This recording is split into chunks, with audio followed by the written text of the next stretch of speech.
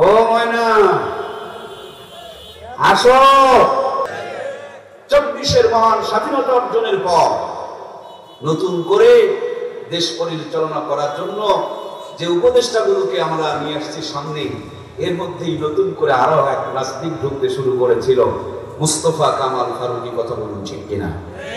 মুসলমানদের হুঙ্কারের কারণে লেজ গুটিয়ে বাড়িয়ে গিয়েছে। অন্য নাস্তিকদের জন্য মেসেজ হলো, তোমরাও এখানে ঢোকার চেষ্টা করিও না যদি তোমাদের তকদিরে বড় কোনো বেইজ্জতি না থাকে। কথা বলুন ঠিক কিনা? আলহামদুলিল্লাহ আলহামদুলিল্লাহি নাহমাদুহু ওয়া নাস্তাঈনুহু ওয়া নাস্তাগফিরুহু ওয়া নু'মিনু বিহি ওয়া নাতাওয়াক্কালু আলাইহি ওয়া নাউযু বিল্লাহি মিন শুরুরি আনফুসিনা মান ইয়াহদিল্লাহু ফালা মুদিল্লা লাহু ওয়া মান ইউদ্লিলহু ফালা হাদিয়া লাহু ওয়া নাশহাদু আন লা ইলাহা ইল্লাল্লাহু ওয়াহদাহু লা শারীকা লাহু ونشهد أن سيدنا وسندنا ونبينا وشفيعنا وحبيبنا وطبيبنا وطبيب قلوبنا ومولانا محمد أما بعد فأعوذ بالله من الشيطان الرجيم بسم الله الرحمن الرحيم اقرأ باسم ربك الذي خلق وقال رسول الله صلى الله عليه وسلم طلب العلم فريضة على كل مسلم أو كما قال عليه الصلاة والسلام وقال سبحانه تعالى في شان رسول إن الله وملائكته وملائكته يصلون على النبي يا أيها الذين آمنوا صلوا عليه وسلموا تسليما মুআজ্জাজ মুহতারাম সম্মানিত আজকের এই মহতি আয়োজনের সম্মানিত সভাপতি, প্রধান অতিথি, বিশেষ অতিথিবৃন্দ, আমার সামনে উপস্থিত আমার কলিজার টুকরা দরদের প্রাণপ্রিয় ভাইয়েরা, পর্দার আড়ালে অবস্থানরত সম্মানিত মমতাময়ী মা এবং বোনেরা, আমরা সকলে মিলে মহান আল্লাহর কাছে মন প্রাণ ভরে শুকরিয়া আদায় করছি আজকের এই মুহূর্ত পর্যন্ত যে মালিকের দয়ায় আমরা বেঁচে আছি, যিনি আপনাকে আমাকে দয়া মায়া করে বাঁচিয়ে রেখেছেন, তার কাছে মন প্রাণ ভরে একবার শুকরিয়া আদায় করি আলহামদুলিল্লাহ। শুকরিয়া আদায় হয়েছে, কিন্তু এতগুলো জিন্দা মানুষের শুকরিয়া এত দুর্বল হতে পারে না। আমরা যারা সুস্থ রয়েছি, জিন্দা রয়েছি, একবারে হক আদায় করে আরেকবার শুকরিয়া আদায় করি আলহামদুলিল্লাহ। একইবারে সংক্ষিপ্ত করে ছোট্ট একখানা আয়াতে কারিমা তেলাওয়াত করেছি, যে আয়াতে কারিমার প্রথম হুকুম, প্রথম নির্দেশ, প্রথম আল্লাহর পক্ষ থেকে যেইটা বাণী শিখে হলো, করো, জ্ঞান অর্জন করো। কেন করবেন? কেন জ্ঞান অর্জন করবেন? পৃথিবীতে আল্লাহ বান্দার জন্য যতগুলো নিয়ামত দান করেছেন, অনেক নিয়ামত আছে যেই নিয়ামতগুলো দান করলে কমে যায়, যে নিয়ামতগুলো বিলিয়ে দিলে কমে যায়, কিন্তু জ্ঞান নামক, শিক্ষা নামক একটা নিয়ামত আছে, যত দান করবেন আল্লাহ ততই বাড়িয়ে দেয়। পৃথিবীর যতগুলো নিয়ামত আছে, সবচেয়ে পাওয়ারফুল নিয়ামতের নাম হচ্ছে জ্ঞান, শিক্ষা। এই পৃথিবীতে তারাই রাজত্ব করছে যারা যত বেশি শিক্ষিত হতে পেরেছে। সুবহানাল্লাহ বলেন। প্রিয় বন্ধুরা আমার, যারা বিমান বানিয়েছেন এরা মূর্খ মানুষ। এই পৃথিবীতে দামি দামি জিনিস যারা আবিষ্কার করেছেন সবগুলো শিক্ষিত মানুষ। তেমনি ভাবে আমার প্রিয় ভাইরা, আল্লাহ তারা প্রথমে নামাজের কথা বলতে পারতেন, রোজার কথা বলতে পারতেন, হজের কথা বলতে পারতেন, যাকাতের কথা বলতে পারতেন। তা না বলে প্রথমেই বললেন, পড়ো তোমার প্রভুর নামে যিনি তোমাকে সৃষ্টি করেছেন। আজকে বাংলার জমিনে দিন যতই যাচ্ছে, কোরআনের ছোঁয়া যারা পেরেছে তারা ইসলামের জন্য জীবন দিয়ে দিচ্ছে, আর কোরআন যাদের সিনার মধ্যে নেয় এরা নাস্তিকতাকে প্রতিষ্ঠিত করতে চায়। কথা বলুন ঠিক কিনা? 24-এর মহান স্বাধীনতা অর্জনের পর নতুন করে দেশ পরিচালনা করার জন্য যে উপদেষ্টাগুলোকে আমরা নিয়ে আসছি সামনে, এর মধ্যেই নতুন করে আরো এক নাস্তিক ঢুকতে শুরু করেছিল, মুস্তফা কামাল ফারুকী। কথা বলুন ঠিক কিনা? মুসলমানদের হুঙ্কারের কারণে লেজ গুটিয়ে বাড়িয়ে গিয়েছে। অন্য নাস্তিকদের জন্য মেসেজ হলো, তোমরাও এখানে ঢোকার চেষ্টা করিও না যদি তোমাদের তকদিরে বড় কোনো বেইজ্জতি না থাকে। কথা বলুন ঠিক কিনা? যে নাস্তিকদের কারণে আজকে কোরআনের মাহফিল গুলোতে দেখুন কত সুন্দর অবস্থান। আলেম হাফেজ ইসলামের পক্ষে যারা কাজ করে তাদের নামগুলো আছে। অল্প কিছুদিন আগে আমরা 16 বছর পর্যন্ত ওই হোমরা সোমরা মুসারু তাসারু মাদারু নাজারু এই সমস্ত নামের ভিড়ের কারণে আলেমদের নামটা পর্যন্ত খুঁজে পাওয়া মুশকিল হতো। কথা বলুন ঠিক কিনা? প্রসাব করে পানি খরচ করে নাই, চলে আসছে স্টেজে আসার পর মাইক ধরলে আর মাইক ছাড়তে চায় না, আলেমদের বিরুদ্ধে বিষোদগার করে। আল্লাহ তাআলা নতুন স্বাধীনতার সুফল হলো নাস্তিক মুরতাদ ইসলামের বিপক্ষে যারা, তাদের ছাড়াই এখন কোরআনের মাহফিল হবে। কোরআনের কথা বলতে বাংলার জমিনে আর কোনো অনুমতি দরকার লাগে না। আমি আবার অনুরোধ করব, মসজিদ কমিটি যে কমিটির মধ্যে যে সমস্ত নাস্তিকেরা আছেন স্বেচ্ছায় পদত্যাগ করুন। ইমাম সাহেবের গলা জড়িয়ে চিপে ধরে রেখেছেন আপনারা, হক কথা বলতে দিচ্ছেন না মসজিদের মেম্বার থেকে। যার শরীরে হক কথা সহ্য হয় না, কোরআনের কথা সহ্য হয় না, অন্ততপক্ষে এই জাতীয় নাস্তিকগুলো মসজিদ কমিটিতে সভা পায় না। কথা বলুন ঠিক কিনা? কে বলেছে আপনাকে মসজিদ কমিটির সভাপতিতে থাকতে? কে বলেছে মসজিদ কমিটির দায়িত্বতে থাকতে? ইসলামের দায়িত্ব পালন করবে তারা যারা ইসলামকে হৃদয়ে ধারণ করে। কথা বলুন ঠিক কিনা? আপনি ইসলামের বিপক্ষে আন্দোলন করেন আর মসজিদে গিয়ে সভাপতির নেতৃত্ব দেন, দায়িত্ব পালন করেন, এটাই হলো দুমুখা ধারণের মতন। এদেরকেই মুনাফিক বলে। কথা বলুন ঠিক কিনা?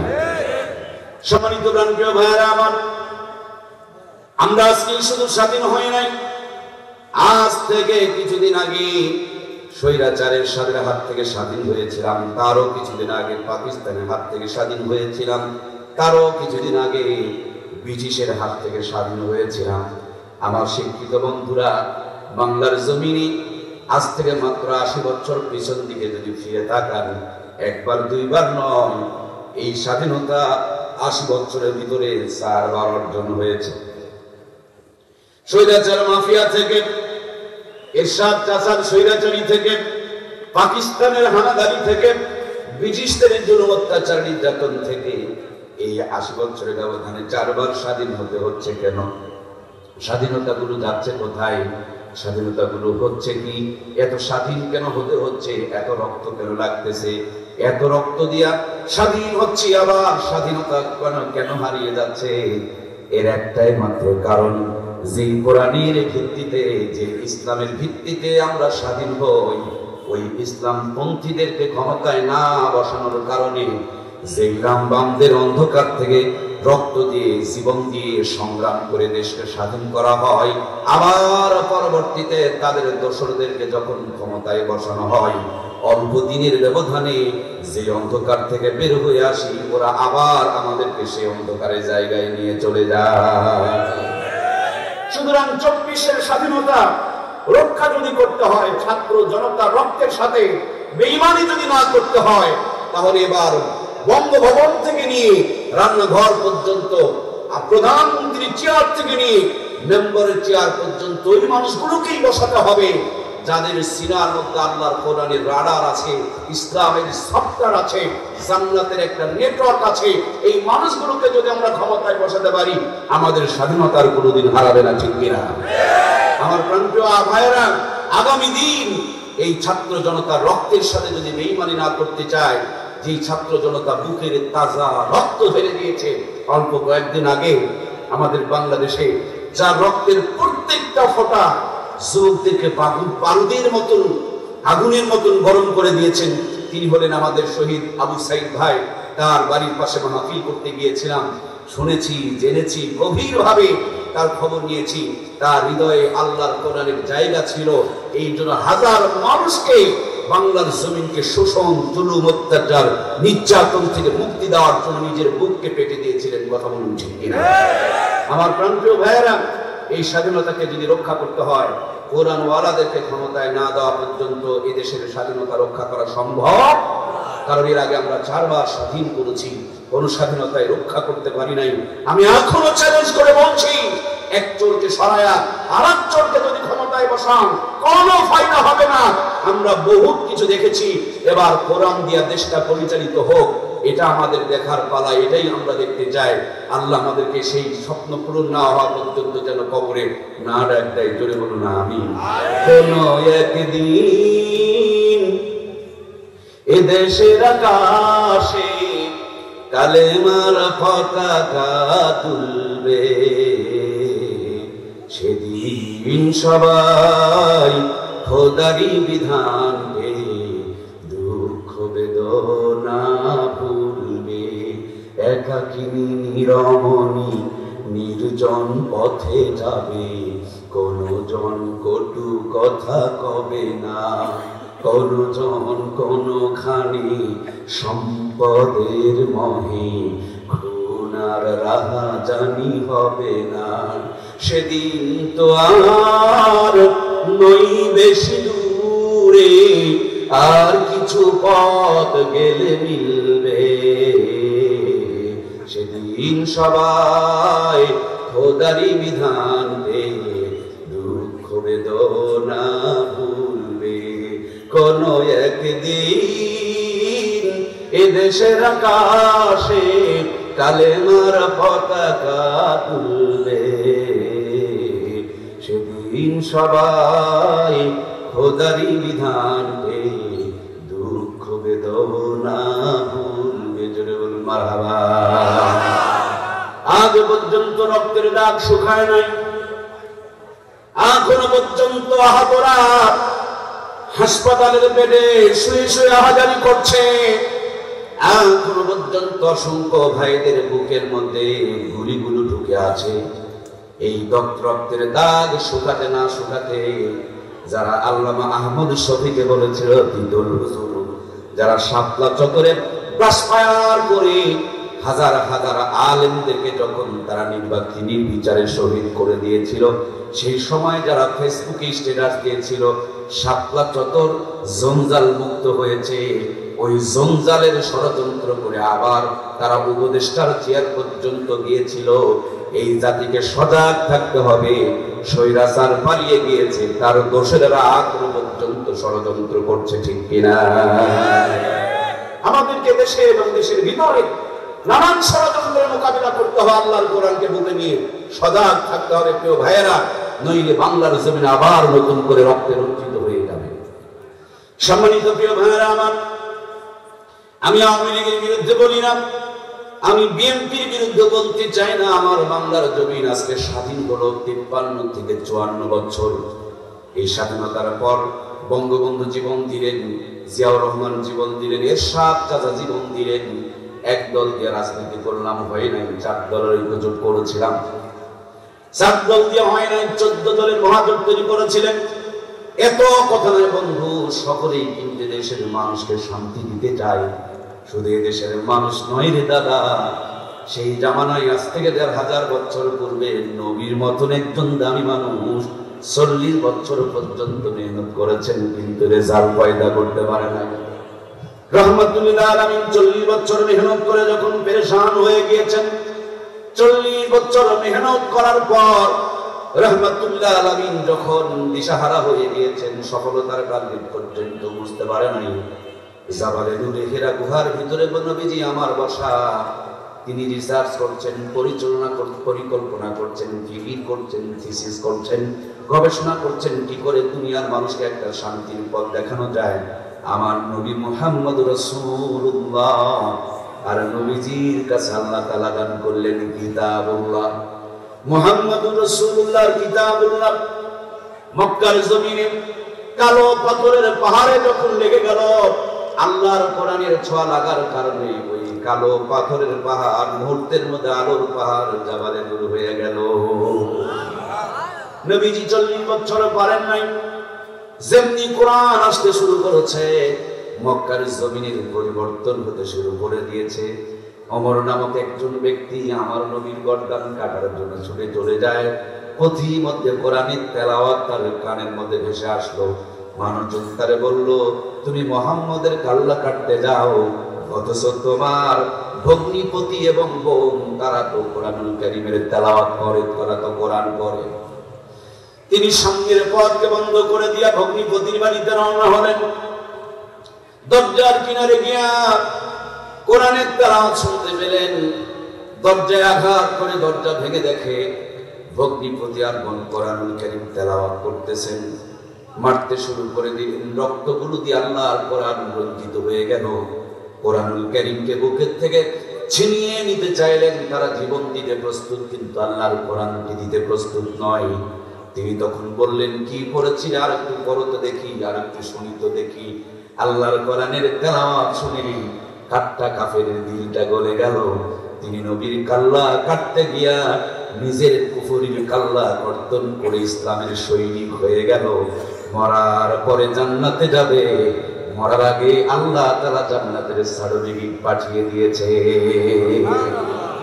যাচ্ছিলেন জাহান্নামে, কোরআনের ছোঁয়া লাগার কারণে হয়ে গেল জান্নাতের সৈনিক। মরার আগেই আল্লাহ জান্নাতের সার্টিফিকেট পাঠিয়ে দিয়েছেন। সুবহানাল্লাহ।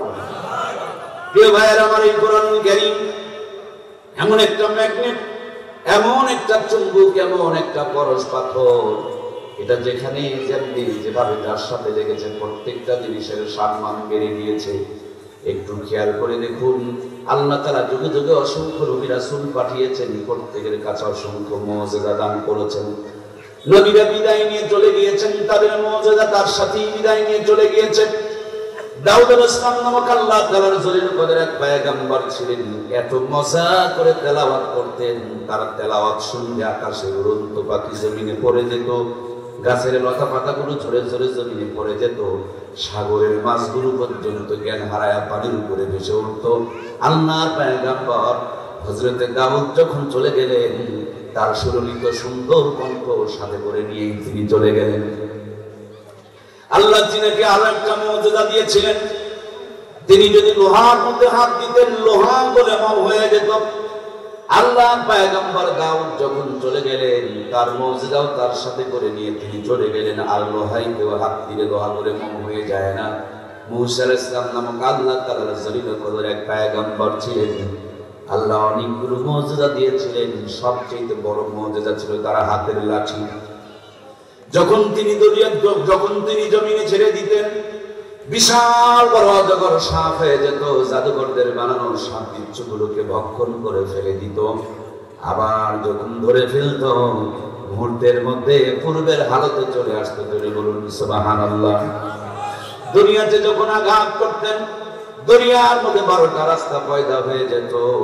আল্লাহর পয়গম্বর মুসা কালিমুল্লাহ চলে গিয়েছে। আপনাদের রংপুরের জাদুঘরে মনে হয় তার লাঠি আছে। নবীও বিদায়, তার মুজিজাও বিদায়। ঈসা রূহুল্লাহ নামক আল্লাহ তাআলার এক জলিল কদর পয়গম্বর ছিলেন। আল্লাহ অনেকগুলো মুজিজা তারে দান করেছিলেন। তিনি যদি কোনো কুষ্ঠ রোগীর গায়ের উপরে হাত বুলাইয়া দিতেন, কোনো ঔষধ লাগতো না, ট্রিটমেন্ট লাগতো না। আল্লাহর নবীর হাতের ছোঁয়া পেলে কুষ্ঠ রোগের খবর রোগীটা মুহূর্তের মধ্যে সুস্থ হয়ে যেত। তাকওয়ালা মানুষের মাথায় হাত দিয়ে দিলে মুহূর্তের মধ্যে চুল গজায়া যেত। অন্ধ লোকের চোখের উপরে হাত বুলাইয়া দিলে মুহূর্তের মধ্যে অন্ধ লোকটা চক্ষুষ্মান হয়ে যেত।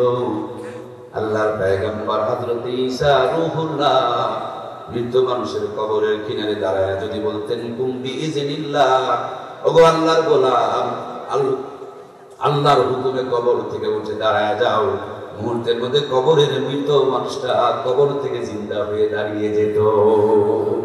সুবহানাল্লাহ বলবেন না? প্রিয় ভাইয়েরা আমার, হযরত ঈসা রূহুল্লাহ চলে গেলেন, তার মুজিজাগুলো তার সাথে চলে গেল। আমার নবীকে, আপনার নবীকে আল্লাহ তাআলা ৪৫০০ মুজিজা দান করেছেন। তার মধ্যে সবচেয়ে বড় মুজিজার নাম কি গো ভাইরা, একটু বলবেন না? নবীর সবচেয়ে বড় মুজিজার নাম এই কোরআনুল কারীম। আগে যেমন ছিল এখন তেমন আছে না নাই?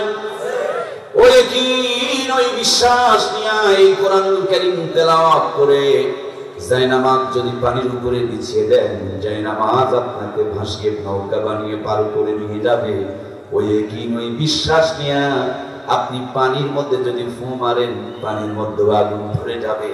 ওই ইয়াকিন, ওই বিশ্বাস নিয়ে, ওই ঈমান নিয়ে, ওই পবিত্র জবান নিয়ে এই কোরআনুল কারীম তেলাওয়াত করে জায়নামাজ যদি বাতাসের উপরে বিছিয়ে দেন, হেলিকপ্টার লাগবে না, ফুয়েল খরচ লাগবে না, ড্রাইভার লাগবে না, জায়নামাজ আপনাকে বাতাসের উপরে ভাসায় নিয়ে যাবে। আজও সেই কোরআন আছে, কিন্তু ঈমানের জায়গায় আমাদের দুর্বলতা ঢুকে পড়েছে, ঠিক কিনা? সম্মানিত প্রিয় ভাইয়েরা আমার, এই তো মাত্র 30-35 বছর আগে আমার বাংলার জমিনে আমরা যখন ছোট্ট ছিলাম, আমার নানার বাচ্চা কি গো ভাই, যুবকেরা নাই নাকি? ফুটফুটে সুন্দর, মানে যারা সুদখোর, ঘুষখোর, হারামখোর, নিজের দেশে চুষে চুষে বিদেশে সম্পদ পাচার করেছে, ওদেরকেই এই গানের ভাষায় বোঝানো হয়েছে, ঠিক কিনা? সম্মানিত প্রাণের ভাইয়েরা আমার, আমি গান শোনাতে আসি নাই, আমি বাস্তবটুকু খালি আপনাদের বুঝাইতে চাই। এই বাংলার জমিনে 30 বছরের ব্যবধানে কত গান মার্কেট পায়, কয়েকদিনের ব্যবধানে আবার ফিনিশ হয়ে যায়, একঘেয়ে হয়ে যায়, বিরক্তি শুরু হয়ে যায়। কিন্তু কোরআনুল কারীম আজ থেকে 1000 বছর পূর্বে নাজিল হয়েছে। একটা মদ, একটা মাখরাজ, একটা জের, একটা জবর, একটা তাসবিহ, একটা গুন্না, একটা টান, একটা দাড়ি, একটা কমা, এক চুল পরিমাণ পরিবর্তন হয় নাই। এই কোরআনুল কারীম যতই শুনি বিরক্ত লাগে না, বরঞ্চ যতই শুনি ততই মজা, ততই মধু, ততই শান্তি, ততই ঈমান বৃদ্ধি পায়। কথা বলুন ঠিক কিনা? আমার আল্লাহ তাআলা বলেন, ইন্নামাল মুমিনুনা আল্লাযীনা ইযা যুকিরাল্লাহু ওয়াজিলাত কুলুবুহুম ওয়া ইযা তুলিয়াত আলাইহিম আয়াতুহু যাদাতুহুম ঈমানাও ওয়া আলা রাব্বিহিম ইয়াতাওয়াক্কালুন। আল্লাহু আকবার। মুমিনদের সামনে যখন কোরআনুল কারীমের তেলাওয়াত হয়, আল্লাহ বলেন তার ঈমানকে আল্লাহ তাআলা বাড়িয়ে দেয়। আমার মহব্বতের ভাইয়েরা, একটুখানি কান লাগান দাদাবে। আগামীকাল আমার মাহফিল নওগাঁ জেলার মহাদেবপুর থানা। আমি ওই নওগাঁ জেলার মহাদেবপুর যেতে হলে কম করে হলো 50টা রাস্তার মোড় সামনে আসবে। এই দিকে একটা রাস্তা, ওই দিকে একটা রাস্তা, ডানে একটা রাস্তা, বামে একটা রাস্তা। আমি যদি কোথাও রাস্তার মোড় ভুল করি, বলুন তো দেখি গন্তব্যে কি যাওয়া যাবে? 50টা রাস্তা আমার চিনা নাও থাকতে পারে। দেখুন, আমাদের জন্য সুন্দর একটা ব্যবস্থাপনা রয়েছে, তার নাম হলো মোবাইল ফোন। অ্যান্ড্রয়েড মোবাইল ফোনে ডাটাটাকে অন করে দিবেন। লোকেশন নামক একটা সফটওয়্যার আছে, ওখানে আপনি বদরগঞ্জ থেকে মহাদেবপুর লিখবেন, এটা আপনাকে রাস্তা দেখাবে। এখান থেকে মহাদেবপুর কত কিলোমিটার দূরে, কত ঘন্টা সময় লাগবে, আপনার গাড়ি কত স্পিডে চলবে, কত কিলো এসেছেন, কত কিলো বাকি আছে, কতক্ষণ পর গিয়ে রাস্তার মোড় পড়বে, এই মহাদেবপুরে যাওয়ার কয়টা রাস্তার সামনে ধরবে, সবগুলো আপনাকে জানতে দেখাইতে থাকবে। আমাদের বাড়ি জান্নাতের ভিতরে, বরাবর বাড়ি হযরত আদমের বাড়ি জান্নাতের ভিতরে। ওই জান্নাত থেকে আমরা এসেছি, আবার যাব কোথায়? জান্নাতে। আবার যাব আমরা জান্নাতে। এই জান্নাত থেকে বের হয়ে ওই জান্নাতে আবার যাওয়ার জন্য দুনিয়া নামক যে হিজিটেশন আছে, এখানে মদ, গাঁজা, ফেন্সিডিল, বাবা, ইয়াবা, নগ্ন মহিলা, ডিসেন্টিনারের তার, হাজার হাজার রাস্তা তৈরি হয়ে আছে আপনাকে আমাকে জাহান্নামে নেওয়ার জন্য। ও বন্ধু, জান্নাতের রাস্তা ঠিক রাখার জন্য মাথার মধ্যে কোরআনুল কারীম নামক একটা জান্নাতি সফটওয়্যার ঢুকিয়ে নেওয়ার দরকার আছে না নাই? এই কথাটাই আমি বুঝাইতে চাই। আজকে আমার আলোচনার সাবজেক্ট হলো এটা। আপনি আপনার সন্তানের মাথায়, ছেলের মাথায়, ভাইয়ের মাথায়, বোনের মাথায়, আপনার মাথায় এই কোরআনুল কারীম নামক সফটওয়্যারটাকে ঢুকায় নেন। ও দুনিয়াদারি করবে, ডাক্তারি করবে, মাস্টারি করবে, ইঞ্জিনিয়ারিং করবে, প্রফেসরগিরি করবে, কলেজ, ভার্সিটি, বিশ্ববিদ্যালয়ে পড়বে, মাথায় যদি কোরআন থাকে জান্নাতের পথ হারাবে না, ও আবার ফিরে জান্নাতেই যাবে। জোরে বলুন সুবহানাল্লাহ। সুতরাং প্রিয় ভাইয়েরা আমার, ঠান্ডা থেকে বাঁচার জন্য সবার ঘরে ঘরে দেখতেছি মাফলার। ঠান্ডা থেকে বাঁচার জন্য সবার শরীরে মোটা কাপড় জ্যাকেট দেখা যায়। আবার বৃষ্টির দিনে বৃষ্টি থেকে বাঁচার জন্য সবার শরীরে রেইনকোট দেখা যায়। আবার সবার হাতে হাতে ছাতা দেখা যায়। করোনার সময় আমরা দেখেছি করোনার টিকা সবাই দেওয়ার জন্য ব্যস্ত হয়ে গিয়েছে। কেন? বলে করোনার টিকা দিলে ইমিউনিটি বেড়ে যাবে, রোগ প্রতিরোধ ক্ষমতা বেড়ে যাবে। আর রোগ প্রতিরোধ ক্ষমতা যদি বেড়ে যায়, করোনার ভাইরাস তারা আক্রমণ করতে পারবে না, অ্যাটাক করতে পারবে না। আমরা আরো দেখেছি আমাদের ছোট্ট বাচ্চারা জন্মগ্রহণ করার পর মা বাবা কোলে করে নিয়ে হাসি খুশি বাচ্চাকে টিকা কেন্দ্রে নিয়ে যায়, আর কোলে চেপে ধরে ইনজেকশন ফুরায় দেয়। ওই ইনজেকশনের ব্যথায় জ্বর হয়, তারপর সন্তানকে টিকা দেওয়ায় আছে না নাই? কেন আপনি আপনার সন্তানকে টিকা দেওয়ালেন? এই জন্য টিকা দিলেন, 6টা টিকা দিলেন, মৃত্যুর আগ পর্যন্ত 6টা রোগ আর আপনার সন্তানকে অ্যাটাক করবে না। করোনার টিকা দিলে করোনার ভাইরাস আর আপনার সন্তানকে ধরতে পারবে না। শীতের পোশাক পরলে ঠান্ডা লাগবে না, নিউমোনিয়া হবে না। রেইনকোট পরলে বৃষ্টি গায়ের উপরে পড়বে, বাহিরে সিল্কে চলে যাবে, ভিতরে ঢুকতে পারবে না। বন্ধুগো, বৃষ্টি থেকে বাঁচানোর জন্য রেইনকোট কিনে দিলা, ঠান্ডা থেকে বাঁচানোর জন্য জ্যাকেট কিনে দিলা, করোনা থেকে বাঁচানোর জন্য টিকা দেওয়ায় নিলাম। ছোট্ট বাচ্চাকে জ্বর হয়, তারপরে 6টা টিকা দেওয়ায় না। তোমার সন্তানকে জাহান্নাম থেকে বাঁচানোর জন্য, নাস্তিক আর মুরতাদের খপ্পর থেকে বাঁচানোর জন্য আল্লাহর কোরআনের শিক্ষাটুকু দেওয়ার দরকার আছে না নাই? আমি ডাক্তার চাই, আমি মাস্টার চাই, আমি ইঞ্জিনিয়ার চাই, আমি চেয়ারম্যান চাই, আমি মেম্বার চাই, কিন্তু সবগুলোকে কোরআন বলা ইমানদার ডাক্তার মাস্টার ইঞ্জিনিয়ার দেখতে চাই, ঠিক কিনা? কোরআন ছাড়া যদি ডাক্তার হয়, ডাক্তার কখনো কখনো আবার বাটপার হয়ে যায়। হাসপাতালে বসে যে গরিব মানুষ চিকিৎসার জন্য গিয়েছে, ডাক্তারের চোখে দেখে না, ডাক্তারের কলমে লেখে না। ডাক্তার দেখবেন বোকার মতন বসে আছে, ডাক্তার যেন বোঝে না। ডাক্তারের পাশে কিছু চামচা থাকে, ছোট্ট করে কাগজে লেখা দেয়, বৈকাল বেলা অমুক প্রাইভেট সেন্টারে প্রাইভেট ক্লিনিকে আসলে 500 টাকা ভিজিট দিলে যেই ডাক্তার কথা বলে না, ওই ডাক্তার এখন আব্বা আব্বা বলে ডাকে। কথা বলুন ঠিক কিনা?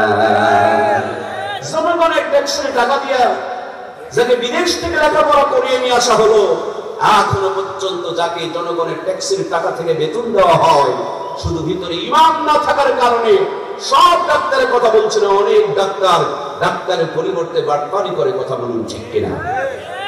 আমার প্রিয় ভাইয়েরা, প্রত্যেকটা জিনিসের একটা আলামত আছে।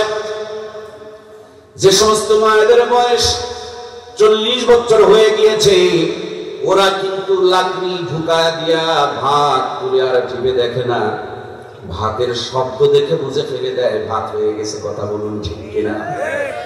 তুমি 40 বছর পর্যন্ত ডাক্তারি করো, একজন গরিব মানুষ গায়ে জ্বর নিয়ে এসেছে, চিনে ফেলে দিয়েছে, নাপা খেলে ভালো হয়ে যাবে, তারপরও 13টা পরীক্ষা দেয়, জানি নাপা বলি দিলে ভালো হয়ে যাবে, তারপরে 15টা ওষুধ লিখে দেয়।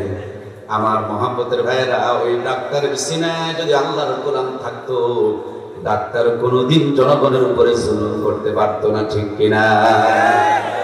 আমার দেশে অনেক মাস্টার আছেন, স্যার আছেন, প্রফেসর আছেন, জাতির বিবেক আপনারা ক্ষমা চেয়ে নিলাম। আগে সরকার আপনাকে চাকরি দিয়েছে, বড় বড় বিল্ডিং এ গিয়া 5 ঘন্টা 6 ঘন্টা ধরে লেখাপড়া করায়, কিন্তু ওই বড় বিল্ডিং এ পড়ে, ওই কলেজে পড়ে, ভার্সিটিতে পড়ে, বিশ্ববিদ্যালয়ে পড়ে লেখাপড়া করে পাস করতে পারে না। স্যারের বাসার কোনায় ছোট্ট একটা প্রাইভেট সেন্টার আছে, কোচিং সেন্টার আছে, খালি মামু দেও, আধা ঘন্টা পড়ো, তারপরে দেখবেন পাস করে ফেলবেন। স্যারের মাথায় মাল আছে, স্যার ওই মালগুলোকে সঠিক জায়গায় সাপ্লাই করে না, অথচ বেতনগুলো তুলে তুলে খাই। ওই মালগুলোকে কুক্ষিগত করে রেখে দিয়া প্রাইভেট সেন্টারের ব্যবসা চালাই। বুকে হাত দিয়ে বলেন, দায়িত্ব পালন না করে যে বেতনগুলো কামাই করে খাই, ওই বেতনগুলো কি আমাদের স্যারদের জন্য হালাল হতে পারে? হারাম টাকা দিয়া বউকে শাড়ি কিনে দেবেন, জিন্দেগিতেও কোনোদিন আপনাকে পৌঁছ দিয়া দেখাবে না।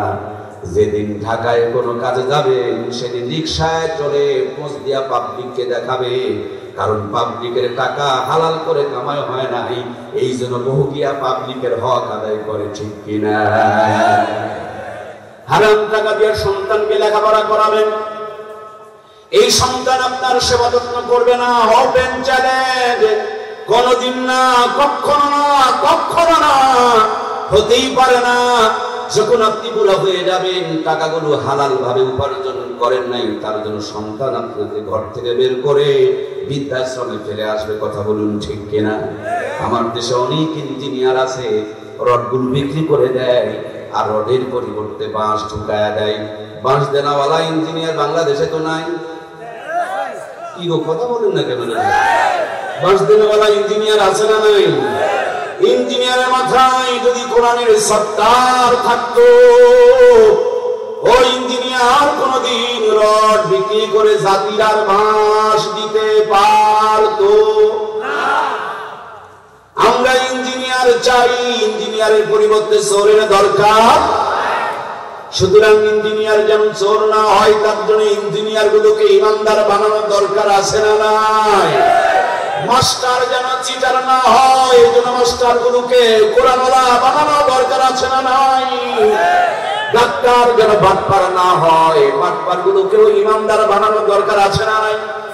আমার ভাইয়েরা, যেই মাটির উপরে বসে আছেন, এই মাটি যদি পানিতে ফেলে দেন গলে যাবে, এই মাটি রাস্তায় দিলে ধুলা হবে, কিন্তু সুন্দর করে মাটিটাকে খামিরা বানায়া ইটের একটা ফার্মায় ঢুকায়া রোদের মধ্যে কয়েকটা দিন শুকায়া ইটের ভাটায় দিয়া লিমিটেড টেম্পারেচার মেনটেন করবেন।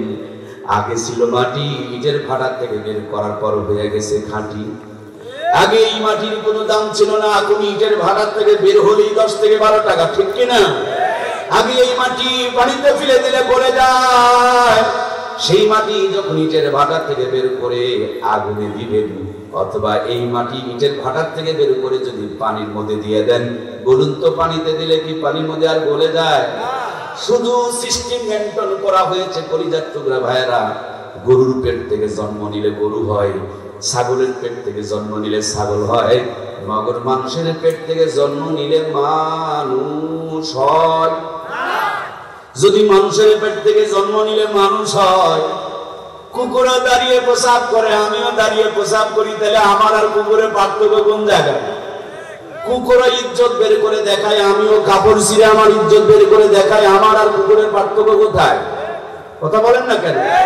কুকুরও পায়খানা খায়, হারাম খায়, আমিও জনগণের হক মেরে খাই, হারাম খাই, তাহলে আমার আর কুকুরের পার্থক্য কোথাও?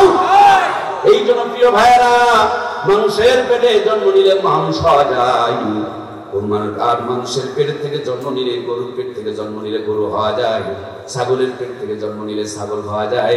মানুষের পেট থেকে জন্ম নিলে শুধু মানুষ হওয়া যায় না, দেখতে মানুষ হওয়া যায়। গুণগত মানুষ হতে হলে ওই মানুষের সিনার মধ্যে কোরআনের সত্তাটুকু ঢুকানোর দরকার আছে না নাই?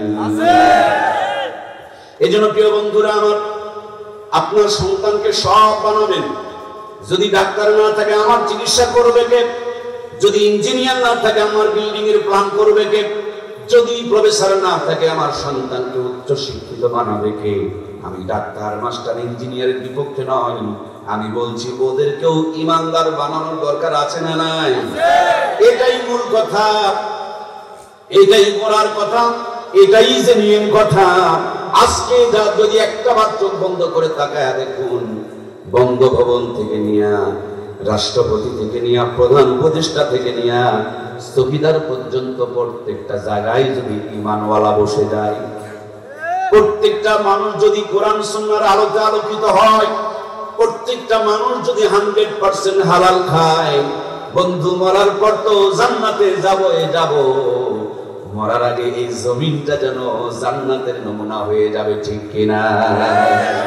এই জন্য প্রিয় ভাইয়েরা আমার, এই কোরআনের প্রথম বাণী, প্রথম কথা, পড়ো, জ্ঞান অর্জন করো। নবীজি বলেছেন, তলাবুল ইলমি ফারিদাতুন আলা কুল্লি মুসলিম, দ্বীনি ইলম তলব করা প্রত্যেকটা মুসলমানের জন্য ফরজ। আমি স্কুলের বিরুদ্ধে বলি না, কোনোদিন আমি স্কুল কলেজ বিশ্ববিদ্যালয়ের বিরুদ্ধে বলি না, কিন্তু আমি মাদ্রাসার পক্ষে একটু বলি। কারণ স্কুলে শুধু দিনে পড়ায়, মাদ্রাসায় দিনেও পড়ায়। কি রে ভাই, কথা বলেন না আপনারা? কি করে আপনারা চুপ থাকতে পারেন? সত্যটুকু সাদাকে সাদা বলেন, কালোকে কালো বলেন। স্কুলে শুধু দিনে পড়ায়, মাদ্রাসায় দিনেও পড়ায়। স্কুলে আল্লাহর কাছে জওয়ানদের সাক্ষী বানান, এটা ইবাদতের জরিয়া হয়ে যেতে পারে। স্কুলে দিনে পড়ায়, মাদ্রাসায় দিনেও পড়ায়। স্কুলে দুনিয়াটা পড়ায়, মাদ্রাসায় দুনিয়াটাও পড়ায়, আখিরাতেরটাও। আমার প্রিয় ভাইয়েরা, এই দেশের বড় একজন বুজুর্গ আল্লাহর ওলি হাফেজ হুজুর বলে গিয়েছেন, ধর্মহীন কর্মশিক্ষা আর কর্মহীন ধর্ম শিক্ষা, দুইটা কথা নিয়ে যাবেন, কিচ্ছু নিয়ে যেতে হবে না। এই দুটা কথা নিয়ে যাবেন, ধর্মহীন কর্মশিক্ষা আর কর্মহীন ধর্ম শিক্ষা। এই দুটিই হলো জাতির জন্য অভিশাপ। আজ আমার দেশে অনেক ডিসি, এসপি, এমপি, মন্ত্রী ধর্ম নেই, কর্ম নিয়ে ব্যস্ত। এই কর্ম নিয়ে পড়ে আছে, ধর্ম না থাকার কারণে যারা রক্ষক তারাই এখন ভক্ষক হয়েছে, ঠিক কিনা? বাংলাদেশে 16 বছর ধরে সবচেয়ে যে সেক্টরটা বেশি দুর্নীতি করেছে সেটি হলো দুর্নীতি দমন কমিশন। ওরা দুর্নীতি দমন কমিশনের নাম দিয়ে ভিন্ন মতের প্রতি জুলুম, অত্যাচার, নির্যাতন করেছে, আর নিজের দলের লোকজনকে ভিতরে দিয়ে দেশের সমস্ত সম্পদগুলো বিদেশে পাচার করার সুযোগ করে দিয়েছে, ঠিক কিনা? সুতরাং মানুষের ভয় দিয়ে সমাজের পরিবর্তন আনা যাবে না। সমাজের পরিবর্তন আনতে হবে আল্লাহর ভয় কলিজায় ঢুকিয়ে। কথা বলুন, ঠিক কিনা? পুলিশের সামনে দেখেন, পিছনে দেখেন না, দিনে দেখেন, রাতে দেখেন না। পুলিশের চাইতে বড় র্যাব, র্যাবের চাইতে বড় কোবরা, কোবরার চাইতে বড় সিতা, সিতার চাইতে বড় দুর্নীতি দমন কমিশন। কিন্তু তলা হাতরা দেখেন, বাংলার জমিনে এর চাইতে বড় কোনো দুর্নীতিগ্রস্ত জায়গা নেই। সবচেয়ে বড় দুর্নীতিগ্রস্ত জায়গায় হলো দুর্নীতি দমন কমিশন। এরা যদি সঠিকভাবে দুর্নীতি বন্ধ করত, আজকে আমার দেশটা তলাবিহীন ঝুড়ি হইতে পারত। আমার প্রিয় ভাইরা, এই জন্য বলতে চাই, মুসলমান নবীজি দুনিয়াতে এসেছেন, আল্লাহ কোরআন নাজিল করেছেন, প্রথম কথাই বলেছেন পড়ো, জ্ঞান অর্জন করো। বলছিলাম সবটার যদি মাথায় থাকে জান্নাতের পথ হারাবে না। ও ডাক্তারি, মাস্টারি, ইঞ্জিনিয়ারিং, এমপিগিরি, মন্ত্রীগিরি, রাষ্ট্রপতিগিরি করবে, কিন্তু জান্নাতের পথ ইহদিনাস সিরাতাল মুস্তাকিমের উপরে ঠিক থাকবে। দুনিয়াও ঠিক থাকবে, আখিরাতও ঠিক থাকবে। আল্লাহ তাআলা কোরআনে বলে দিয়েছেন, রব্বানা আতিনা ফিদ দুনিয়া হাসানাতাও ওয়া ফিল আখিরাতি হাসানাতাও ওয়া কিনা আযাবান নার। আল্লাহ বলেছেন, ও গোলাম, আমার কাছে দুনিয়া আখিরাতের উত্তমটা চাও। সুবহানাল্লাহ বলেন। আমরা একদল দুনিয়া নিয়ে ব্যস্ত, আখিরাতের কোনো খবর। আরেক দল এত আখিরাত নিয়ে ব্যস্ত, দুনিয়াতে মানুষের কাছে হাত পাতায়, আছে না নাই? সুতরাং হাত পাতবো কার কাছে? যেই শিক্ষা আপনাকে দুনিয়াতে হাত পাতা শিক্ষা দেয়, এটা কোনোদিন ইসলামের শিক্ষা হতে পারে না। ইসলামের মধ্যেই বলা আছে, দুনিয়ার সবচেয়ে নিম্ন কাজ হলো মানুষের কাছে হাত পাতা। উপরের হাত উত্তম, নিচের হাতের কাছে। সুতরাং এমন শিক্ষায় শিক্ষিত বানাতে হবে যে আমার সন্তান ডিসিগিরি করবে, আবার জেলা মসজিদের খতিবের দায়িত্ব পালন করবে, এসপিগিরি করবে, আবার আমার সন্তান ইমামতের দায়িত্ব পালন করবে। কারণ দুনিয়া লাইন, দুনিয়া আখিরাত দুটাই লাগবে। আলো জ্বলতে হলে একটা লাইন দিয়ে জ্বলে। কিরে রংপুরের ভাইরা এক লাইন দিয়ে জ্বলে? তাহলে এক লাইন দিয়ে পাগল হয়েছেন কেন? কেউ খালি দুনিয়ার লাইন, কেউ খালি আখিরাতের লাইন। আল্লাহ কইছে লাগবে দুই লাইন। সুবহানাল্লাহ। এদেশের সবচেয়ে বড় সমস্যা হলো এক লাইন নিয়ে পাগল। অনেকেই ছেলেকে মাদ্রাসায় দিয়েছে, এমন নিয়ম করছে দুনিয়া লাগবে না। তুমি কি আল্লাহর চাইতে বেশি বোঝো নাকি? আবার অনেকেই এমন দুনিয়া নিয়ে ব্যস্ত, ওযু গোসলের ফরজটাও জানে না। যদি বলেন ওযুর ফরজ কয়টা, কখনো বলে 6টা, কখনো বলে 9টা। যদি বলে জিজ্ঞেস করে গোসলের নিয়তটা কি, মাঝে মাঝে বলে নাওয়াইতুন গোসলা, সাবান দিয়া কসলা। যদি বলেন গোসলের ফরজ 3টা, বলো তো দেখি, বলেন লুঙ্গি, গামছা, সাবান। এই যদি হয় মুসলমানের অবস্থা, নাপাক অবস্থায় যদি ডিসির দায়িত্ব পালন করে, চেয়ারম্যানের দায়িত্ব পালন করে, এমপির দায়িত্ব পালন করে, মন্ত্রীর দায়িত্ব পালন করে, ওর এরিয়ার ভিতরে আল্লাহ আর রহমত বিরাজ করতে পারে না, ঠিক কিনা? এই জন্য প্রাণপ্রিয় ভাইয়েরা, লাইন লাগে কয়টা? আমরা ব্যস্ত হয়েছি হয়তো দুনিয়া নয়তো আখিরাত, কিন্তু আল্লাহ তাআলা বলছেন রব্বানা আতিনা ফিদ দুনিয়া হাসানাতাও ওয়া ফিল আখিরাতি হাসানাতাও ওয়া কিনা আযাবান নার। আমরা তো মনে মনে ভাবছি মৌলবি বানালে মনে হয় ভাত পাবে না। আমি চ্যালেঞ্জ করে বলছি মৌলবিরাই দুনিয়ার সবচেয়ে বেশি খায়। হুজুরদের চাইতে আপনার দুনিয়াতে বেশি খাওয়া কারো কপালে জোটে না। একমত না দ্বিমত? আমাকে বিশ্বাস করতে হবে না, আপনার এই বদরগঞ্জের সবগুলো মুচারুকা সারুমদারু নাজারু বড় বড় হারাম গুলোকে এক লাইনে বসান, আর এলাকার মধ্যে যত আলেম ওলামা, ইমাম, মসজিদ, মোল্লা, মুন্সিয়া আছে এদেরকে এক লাইনে বসান। খিচুড়ি ভাত অথবা ডাল ভাত দিয়ে দেখেন এরা চোখের পলকে 3 প্লেট তুলে, সুবহানাল্লাহ কয়, এরা হাফ প্লেট নিয়ে নাড়াচাড়া করবে। আমার মহাপতের ভাইয়েরা, এই খাওয়ার পর মোল্লাদের ঘুমাইতে দেন, এমন রেলগাড়ির ডাক ডাকা ঘুমাবে আমার ভাইয়েরা, আর এদেরকে দামি বিছানার মধ্যে শোয়া দেয়, তারপরে চেহারার মতন গড়াগড়ি ঘুমের গড়ি সারা কাম হয়। মোল্লার দিকে অবহেলা করিও না, যতই মোল্লা লক্ষ্য না হোক প্রোডাকশনের বেলায় কিন্তু এগিয়ে আছে। বাড়িতে গিয়ে দেখেন এক কন্যা আব্বা আব্বা বলে ডাকে, আর আমাদের কাছে খবর আছে তাবিজ চাই, বাড়ি পড়া চাই, 12 বছর বিয়ে হয়ে গিয়েছে, আব্বা ডাক কপালে জোটে নাই, ঠিক কিনা? মোল্লারা সব জায়গায় জিতে গিয়েছে, এদের সবাই হলে বিয়ে করে নেয়, আগে ভাগে ছেলে নিয়ে নেয়, ছেলেকেও বিয়ে দিয়ে দেয়, নাতি নাতি নাতির সাথে আনন্দ করে নেয়। আর এই বেকু পড়তে পড়তে তার বয়স এখন 35 বছর। 5 বছর লেখাপড়ার পিছনে ঘরে কত হইল হয় না 40, এবার আরো 5 বছর কামাই রোজগার করে বিল্ডিং করে এখন কত 40 বছরের ভিতরে যৌবন কুরবানি হয়ে গিয়েছে, এখন 5 বছর মাইনাসে আছে।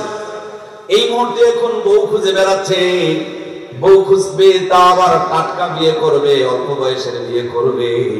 হাজী সাহেবের বেটিকে দেখতে গিয়েছে, হাজী সাহেবের বেটিরে পছন্দ হয়েছে, কিন্তু বেটির জামাই পছন্দ হয় নাই। এবার আল্লাহর বান্দা জামাই দেখতে গিয়া দেখে কি সুন্দর বিল্ডিং, জামাই দেখতে গিয়া দেখে এমন চাকরি, বেতন 60,000 উপরে, কামায় 90। উপরে ভাই সেটা জিবিলাইন দেয়া যায়, কত বুঝি না, বুঝেন না? উপরে কামাই আসে যেটা টেবিলের নিচ দিয়া নাম রাখছে উপরে। এখন 3 বার হজ করে কপালে কালো দাগ, নিজের মেয়েকে হারামখোরের কাছে দিয়ে দেয়। এরকম হাজি আছে না নাই? হাজি সাহেব এই সিটারি আল্লাহ বোঝে না, কথা কই না, বুঝে বুঝে আমার দেশে কত যে হাজি আছে গো। যাওয়ার আগে মেয়েকে দাওয়াত দিয়ে মাথায় হাত বুলায় আর বলে, মারে তোমার জন্য আল্লাহর ঘরে দোয়া করবো, আল্লাহ যেন দুধে ভাতে খাওয়ায়। মেয়ের নামে দোয়া করে আর ছেলের নামে জমি লেখে, আছে না নাই? চাচা দোয়ার যদি এত ফজিলত হয় তাহলে একবার মেয়ের নামে জমিটা লেখে ছেলের নামে দোয়া করো না, তোমার বাটপাড়ি কত গভীরে এটা বোঝা যাবে, ঠিক কিনা? আল্লাহ একজন বোঝে কিনা? সুতরাং আল্লাহর ভয় ছাড়া একজন কন্ট্রোল করা যাবে? এই জন্য মহাব্বতের ভাইয়ের আমার বলছিলাম আপনার খেদমতে, আপনি কোরআনওয়ালাকে অবহেলা করিয়েন না। ছোট্ট একটা গ্রামে যদি ইমামতি করে, আহারে 30 দিন 30 বাড়িতে 30 রকম হাতে 30 রকম স্বাদে, সুবহানাল্লাহ বলেন না? ডিম ভাজি যদি মজা বানাই তাও এত মজা করে বানাই, ডবল ডিম এত সুন্দর করে এত ভালো করে মজা, ডিম ভাজি দিয়েও 3 প্লেট বসা, সুবহানাল্লাহ। হুজুরের যে রুচি দিছে গো আল্লাহ, মিথ্যা কথা কয় না তো, চগলখুরি করে না, হারাম খায় না, জিহ্বার রুচি আলাদা। ওরা খাসির কলিজা দিয়ে নাড়াচাড়া করে, আলু ভর্তা দিয়ে 3 প্লেট করে, জিহ্বার রুচি আল্লাহ তাআলা দিয়ে দিয়েছে। প্রাণপ্রিয় ভাইয়ার আমার, যদি একটু ভালো মানুষের বাড়িতে জাগির পড়ে, আর আপনাদের বদরগঞ্জের হাট কোন দিন? সোমবারের দিন যদি হয়, সকালবেলা বিছানায় ঘুমাইতে পারবেন না, আপনার বেগম আপনার বুদায়া ঘুম থেকে জাগায়া দিবে, হাতের মধ্যে ব্যাগটা ধরায়া দিবে, পকেটে 2000 টাকা ঢুকায়া দিবে, লম্বা একটা সিট দিয়া বলবে যাও আছে ইমামের পালা আমাদের বাড়িতে। আপনি চোখ মুছতে মুছতে মনটা খারাপ, বেগম আপনাকে সান্ত্বনা দিয়া বলবে প্রত্যেক দিন তো নয়, বছরে একদিন অথবা মাসের মধ্যে একদিনই তো খাওয়াবো, আরেক মানুষকে খাওয়াবো, মন খারাপ করো কেন? আমার ভাইরা যদি 2000 টাকাতে বাজার না হয় আরো 2000 টাকা ধার করে নেওয়া হলো বাজার করে। ভাবি লিখেছেন 25টা, উনি বাজার করেন 35টা। আল্লাহর বান্দি জীবনের যত তার রুচি আছে সবটুকু বিনিয়োগ করে যত্ন করে রান্না করে। ইমাম বড় চালাক মাল, চিন্তা করে আমি যদি একাধিয়া ট্রেন চাবাই, বউ তো বাড়িতে পাটি নিয়ে লড়র ফটর করবে, টিফিন বক্স পাঠায়া দেয়, এক বাটির মধ্যে 4 আইটেমের তরকারি ঢুকায়া দেয়।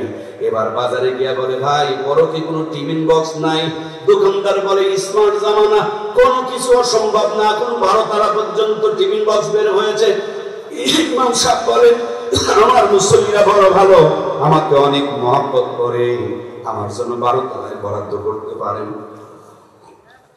উনি একটা 12 তালার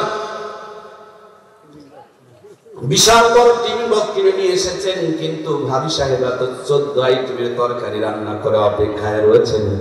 12 তালা 12 আইটেম দিয়ে ভর্তি, আর কোনো পর্যন্ত 2 আইটেম বাকি। প্লাস্টিকের বাটিতে করে যত্ন করে সাজায় দেয়। ভাইয়ের আমার বাজারেও যাওয়া লাগে না, টাকাও খরচ করা লাগে না, রান্নাও করা লাগে না। এই আল্লাহর কোরআনের সঙ্গে যারা আছে এখনো দুনিয়ার মধ্যে তারা রাজকীয় খাবার খায়, কথা বলুন ঠিক কিনা?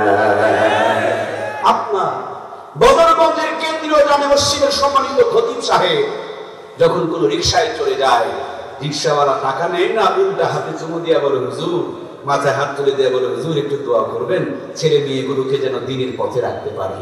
টাকা নেয় না, দোয়া নেয়। পান খেয়েছেন, পানওয়ালা পানের টাকা নেয় না, পান আর একটা বেঁধে দেয়। চার দোকানে গিয়েছেন, চাওয়ালা চা খাওয়ায়, সাথে আবার পকেটে 100 টাকা ঢুকিয়ে দেয়। কাপড়ের দোকানদার গাঁট খুলে প্রথম কাঠটা বিসমিল্লাহ বলে প্রথম কাপড়টাকে ওই ইমাম সাহেবের জন্য পাঠায়া দেয়। এটা হলো আপনাদের বদরগঞ্জের ঘটনা। বাংলার জমিনে মামুনুল হক নামক একটা মানুষ আছে, যার ইজ্জতকে কেড়ে নেওয়ার জন্য অনেক ষড়যন্ত্র হয়েছে। ওই মামুনুল হক যদি আপনাদের বদরগঞ্জে আসে, যতগুলো ভাইয়েরা আমার আছেন, আপনাদের হোটেলে যদি যায় টাকা তো নিবেন? কি কথা বলে না? রংপুরওয়ালারা টাকা নিবে, রিক্সাওয়ালা টাকা নিবে, পানওয়ালা টাকা নিবে, যদি চিনতে পারে টাকা নেবে। বরঞ্চ শুভাগমন করে মনে করবে, শুকরিয়া আদায় মনে করবে, আল্লাহ এই রংপুরের জমিনে মামুনুল হক এসেছে, তার কদম আবার আপনার আমার ঘরে পড়েছে, আমার দোকানে পড়েছে, আমার ব্যবসা প্রতিষ্ঠানে পড়েছে। নিজেকে সৌভাগ্যবান মনে করবে, খাওয়ায় দিবে, এর সাথে আবার 2 কেজি বেঁধেও পর্যন্ত দিবে। এই দুনিয়াতে রাষ্ট্রপতি যারা করেছে, প্রধানমন্ত্রী 16 বছর পর্যন্ত যারা বুলিয়া উড়িয়েছে, সময় মতন যদি পালাইতে না পারতো কি যে হতো আল্লাহই ভালো জানে, আমরা জানি না, ঠিক কিনা? আর কোরআন আলাদের মর্যাদা দিন যতই যায় সম্মান মর্যাদা বাড়ে না কমে? এমন বারে রাজশাহীর একজন শিক্ষককে দেখলাম, ছাত্ররা মেরে মেরে পানিতে নামায় দিয়েছে। আর আমি আমার ওস্তাদকে দেখেছি, আহমদ শফি সাহেবকে দেখেছি। অনেকদিন মনে মনে ভেবেছি হুজুরের জুতাগুলো একটু সোজা করে দিব। হাইরে আমি 10 মিনিট আগে এসে তাকায় দেখি আর আল্লাহর বান্দা জুতাটা বগলের মধ্যে নিয়ে দাঁড়িয়ে আছে। খালি কোরআনওয়ালাদের দাম বাড়ে না, কোরআনওয়ালাদের পায়ের সাথে লেগেছে, তার জন্য তাদের জুতারও দাম বেড়ে যায়, কথা বলুন ঠিক কিনা? আজকে আমি এখানে আসার পর জুতা খুলে বাহিরে ঢুকছিলাম, আমি দেখতেছি আমার জুতা ভিতরে। খেতে গিয়েছি, সেখানেও গিয়ে দেখতেছি জুতা আমি সোজা করে রাখছি, জুতা দেখতেছি আমি পরবো যেমনি তেমনি। এই কেন? আমি তো এক রাজমিস্ত্রির সন্তান, আমার সাথে আল্লাহর কোরআনের সম্পর্ক হয়েছে, তার জন্য আমি তো এক রাজমিস্ত্রির সন্তান। আল্লাহ এই ছোট্ট বয়সে 14 বার আপনার ঘরে নিয়েছেন, শতাধিক বার উমরায় করিয়েছেন। আপনি বিমানের মালিক হতে পারেন, আমার সাথে মিলবে না। আপনাকে টাকা দিয়ে কিনা লাগবে, আমি কম করে হলো 1000 বার বিমানে চড়েছি, একটা একটা বারো একটা টাকাও নিজের পকেট থেকে খরচ করতে হয় নাই, শুধু কোরআনের সাথে থাকার কারণে এই ইজ্জত, এই মর্যাদা, এই সম্মান আল্লাহ দিয়েছেন। সুতরাং এই কোরআনের কাছে যারা আসবে এরা কেউ ঠকবে না, এদের প্রত্যেকের মর্যাদাকে আল্লাহ বাড়িয়ে দিবে। সুবহানাল্লাহ বলেন। মহব্বতের ভাইয়েরা আমারে যদি বলেন আপনি কথাগুলো কোথা থেকে এত সুন্দর করে গুছিয়ে গুছিয়ে বলেন, আমি বলবো আমার কলিজার টুকরা দরদের উস্তাদ মুহতারাম আল্লামা আহমদ শফি সাহেব, তার কাছে আমি অর্জন করেছি, জ্ঞান অর্জন করেছি, তার কাছ থেকে সহবত নিয়েছি, সংযোগ নিয়েছি, তার কাছ থেকে ইলমি সুধা পান করেছি। আপনি আমার উস্তাদকে যদি বলেন হযরত জি আপনি কোথায় পেয়েছেন, তিনি বলবেন দারুল উলুম দেওবন্দে পেয়েছি। দেওবন্দওয়ালাকে যদি বলেন আপনি কই পেয়েছেন, তারা বলবেন মদিনার বিশ্ববিদ্যালয়ে পেয়েছি। মদিনার বিশ্ববিদ্যালয়ওয়ালাকে যদি বলেন কোথায় পেয়েছেন, তারা বলবেন আবু বকর, ওমর অথবা উসমান আলী, তাদের কাছে কাউকে কাছে পেয়েছি। তাদেরকে যদি বলেন আপনি কই পেয়েছেন, বলে মুহাম্মদুর রাসূলুল্লাহ সাল্লাল্লাহু আলাইহি ওয়াসাল্লামের কাছে পেয়েছি। আমার নবীজিকে যদি বলেন নবী গো আপনি কুরআনুল কারীম মুহাম্মদ গোটা দুনিয়ার মানুষকে শান্তি দিতে চেয়েছিলাম, 40 বছর মেহনত করেছিলাম, যখন কুলিয়ে উঠতে পারি নাই তখন হেরা গুহার মধ্যে বসে বসে ধ্যান করছিলাম, জিবরিল আমিন আমার কাছে কোরআন দিয়ে গিয়েছে। জিবরিলকে যদি বলেন আপনি কই পেয়েছেন, তিনি বলবেন আরশ আজিম থেকে নিয়ে এসেছি। আরশ আজিমকে যদি বলেন কই পেয়েছেন, আরশ আজিম বলবেন রব্বুল ইজ্জাত ওয়াল জালাল ওয়াল কারাম আমার কাছে দান করেছে। আরশ আজিম নিয়ে এসেছেন আমার রবের কাছ থেকে, রব নিয়ে এসেছেন, রব দিয়েছেন আরশ আজিমের কাছে, আরশ আজিম দিয়েছেন জিবরিলের কাছে, জিবরিল আমিন দিয়েছেন মুহাম্মদুর রাসূলুল্লাহর কাছে, মুহাম্মদুর রাসূলুল্লাহ দিয়েছেন সাহাবায়ে কেরামের কাছে, সাহাবায়ে কেরাম দিয়েছেন তাবিঈনের কাছে, তাবিঈন দিয়েছেন তাবিঈনের কাছে, আইয়ামে মুজতাহিদিন বুজুরগানে দিন সালফে সালিহিন, এইভাবে ধারাবাহিকতায় 34 থেকে 35 জনের মাথায় গিয়া এই সিলসিলাটা মদিনা রওজায় পৌঁছে গিয়েছে, এই সিলসিলাটা আরশ আজিম পর্যন্ত পৌঁছিয়ে দিয়েছে। আপনাদের এই সুন্দর মাদ্রাসার হাফেজ সাহেব তিনি কার কাছে পড়েছেন, ওনার উস্তাদ একজন আছে, এই সিলসিলা গিয়া দেখেন মদিনা রওজা পর্যন্ত ঠেকে গিয়েছে। তার মানে এক মাথার মধ্যে আপনার সন্তানের মাথায় পাগড়ি, আর একটা সংযোগ গিয়া আল্লাহর আরশ আজিম হইয়া আমার আল্লাহ পর্যন্ত পৌঁছে গিয়েছে। সুতরাং যে সংযোগের মাথায় আল্লাহ রয়েছে, ওই সংযোগ কোনদিন দুর্বল সংযোগ হইতে পারে? এই সংযোগ কোনদিন জাহান্নামের দিকে যাইতে পারে? এই জন্য নবীজি দাড়িওয়ালা টুপিওয়ালা, আজকে মাদ্রাসার মুদাররিসরা তারাও হলো দাড়িওয়ালা টুপিওয়ালা। আপনার বদরগঞ্জের বাস স্ট্যান্ডে গিয়ে দেখেন ঢাকাগামী গাড়িগুলো ঢাকা ঢাকা বলে চিৎকার করছে। আপনি যদি বলেন ওরে বোকা, এই তো বদরগঞ্জ, ঢাকা ঢাকা বলে চিৎকার করো কেন? ড্রাইভার হাসি দিয়া বলবেন 500 টাকা দিয়ে টিকিট কেটে একটু সিটে বসেন, চোখ বন্ধ করে ঘুম দিয়া দেন, সকাল যখন হবে চোখটা ধরলে আর বদরগঞ্জ দেখা যাবে না, ঢাকার জমিন দেখা যাবে। এই গাড়ির ড্রাইভার যদি ঢাকার টিকিট লিখে দিতে পারে, গাড়িতে চড়ায় যদি ঢাকার আপনাকে সিওরিটি লিখে দিতে পারে, এগুলো জান্নাতের গাড়ি। এই গাড়িতে যারা সংযোগ রাখবে দিন শেষে, জীবন শেষে এই গাড়িটাই তাদেরকে জান্নাতে পৌঁছায় দিবে। অল্প কিছুদিন আগে কুড়িগ্রামে বন্যা এসেছিল, ওলামায়ে কেরামের নেতৃত্বে আমরা ত্রাণ দেওয়ার জন্য গিয়েছিলাম। আসার সময় ধরলা নদীর কিনারে ধরলা ব্রিজ আছে, আমার চাইতে আপনারা ভালো জানবেন যেহেতু আপনাদের পাশেই কুড়িগ্রাম। ওই ধরলা ব্রিজের কাছে এসে শুনলাম এখানে ঘুঘু মুন্সির কবর আছে। কবর জিয়ারত করতে গেলাম। মাদ্রাসার মাঠে একটা ফুল গাছের নিচে আল্লাহর ওলি ঘুমিয়ে আছে।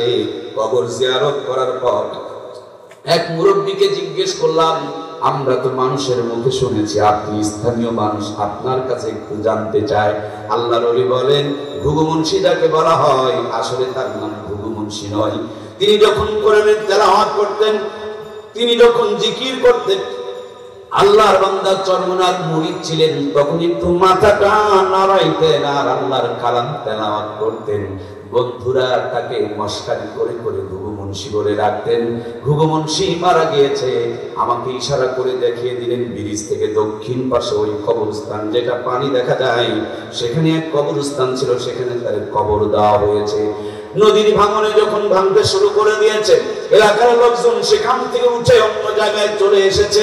আবার নদীর ভাঙন শুরু হয়েছে। রাখালেরা গরু চড়াইতে গিয়ে দেখে একটা লাশের কিছু অংশ বের হয়ে এসেছে।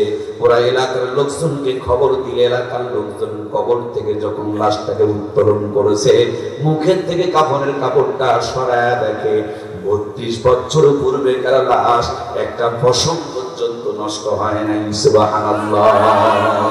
সুতরাং কোরআন ওয়ালাদের ইজ্জত শুধু দুনিয়ায় নয়, কোরআন ওয়ালাদের ইজ্জত তা কবরেও আছে। কবরের মাটিও তাদের লাশকে নষ্ট করতে পারে না। এই কোরআন ওয়ালারা আল্লাহর কোরআনে এক কাম দিয়া তাদেরকে জান্নাতের কাছে নিয়ে যাবে।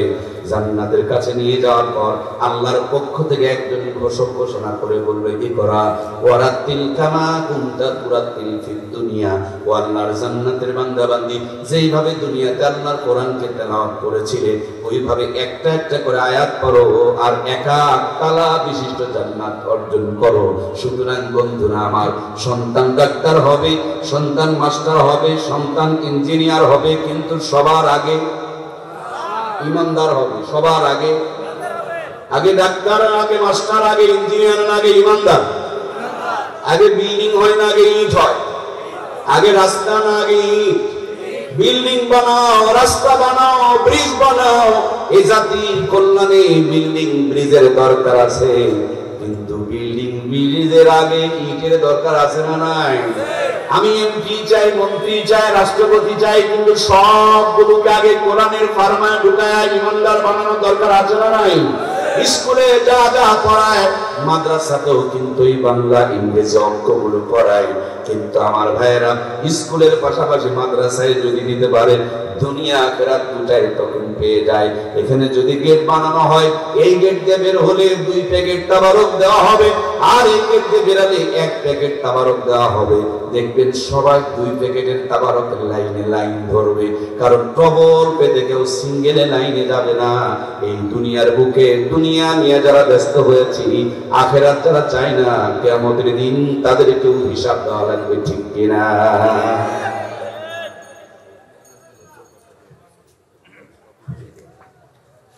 আমরা জি আলহামদুলিল্লাহ, আমাদের সম্মানিত চেয়ারম্যান মহোদয় অসুস্থ, তিনি একটু কথা বলে চলে যাবেন। আমরা চেয়ারম্যান মহোদয়কে কথা বলার জন্য অনুরোধ করছি। তিনি আমাদের মাঝে এসেছেন আল্লাহ তাআলার সমস্ত বিপদ আপদ বালা মুসিবতকে উপেক্ষা করে বদরগঞ্জবাসীর জিম্মাদারি পালন করছেন, দায়িত্ব পালন করছেন। সব কিছুকে উপেক্ষা করে আল্লাহ তাআলা যেন শান্তির জন্য তিনাকে কবুল করে বলুন আমিন। তার যে কলিজার টুকরা ভাতিজা অসুস্থ, আসলে এটা হৃদয়ে রক্তক্ষরণ হয়। আমরা সবাই যদি একটু নিজের মতন করে দেখি, তাহলে বোঝা যাবে যে বিষয়টা কত গভীরে। বাঁচা মরার জীবন মরণ এক সন্ধিক্ষণে আছে। আল্লাহ তাবারক তাআলা পূর্ণ শেফায়ে কামিলা আজিলা যেন দান করে দেয়, বলুন আমিন। আর আমরা এই জালেমদের থেকে দেখে শিক্ষা নিব, আমরা কোনোদিন জুলুম করব না। জুলুম মানে নিজের পতনের সূচনা। প্রত্যেকটা জিনিসের একটা শুরু আছে না? মানুষ যখন জুলুম করে, তো তার পতনের সূচনা শুরু হয়ে যায় ওটার মাধ্যমে। আমরা ভাবতেই অবাক লাগে, মানুষ আয়নাঘর, পৃথিবীতে হিসাবে কোনো নজির নেই। পৃথিবীর সবচেয়ে ভালো মানুষ আল্লাহর ঘোষণা, ইন্নামা ইয়াখশাল্লাহা মিন ইবাদিহি উলামা। অথচ 16 বছরে আমরা দেখলাম যে আলেমদের চাইতে খারাপ মানুষ দুনিয়াতে ওদের কাছে আর কেউ। কোরআনের পাখিকে তো বিশ্ববর্ণে একজন মানুষ নাম দিয়ে দিলেন, হাজার হাজার মেয়েকে ধর্ষণ করেছে, মানে কয়েক হাজার মেয়েকে অন্যের ভাষায় ধর্ষণ করছে। আমার ভাইয়েরা, এখন তো কন্ডম, মায়াবলী, নানান কিছু বের হয়েছে। এখন তো সালে কি এগুলো ছিল নাকি? তো যে মানুষ এত মানুষকে ধর্ষণ করছে, অন্তত কয়েক হাজার সন্তানের বাপ তো তিনি হওয়ার কথা, নাকি বলেন? কথা বলেন না কেন? তাহলে যিনি বেশি সন্তানকে জন্ম দিলেন, জাতির পিতা হলে তো উনি হওয়ার কথা। জন্ম দিলে একজন, জাতির পিতা হলো আরেকজন। কি বেকুব! আল্লাহ তাআলা আমার বেকুব ভাইগুলোকে হেদায়েত দান করে, বলুন আমিন। এরা যদি ফেরাউনের জামানাতেও আসতো, তাও ফেরাউনের পক্ষেই তারা সাপোর্ট দেয়, তো কথা বলুন ঠিক কিনা?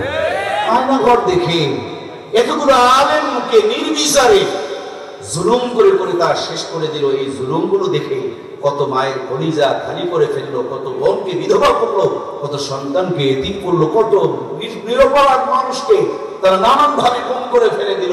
আমার দরদের ভাইয়েরা, মামুনুল হকের মতন একজন মানুষ, তাকেও পর্যন্ত কত আত্মসম্মান হানি করার জন্য চেষ্টা করলো ছোট্ট একটা মানুষ রফিকুল ইসলাম মাদানী।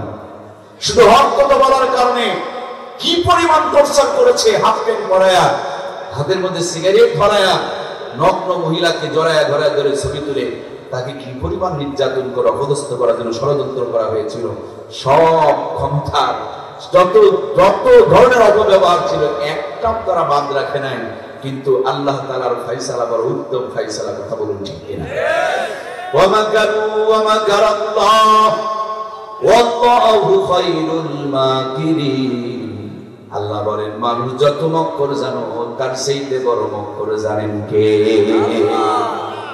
প্রাণপ্রিয় ভাইয়েরা, আমরা আল্লাহর কোরআন নিয়ে কথা বলছিলাম, কথাই কথা মনে পড়ে গেল।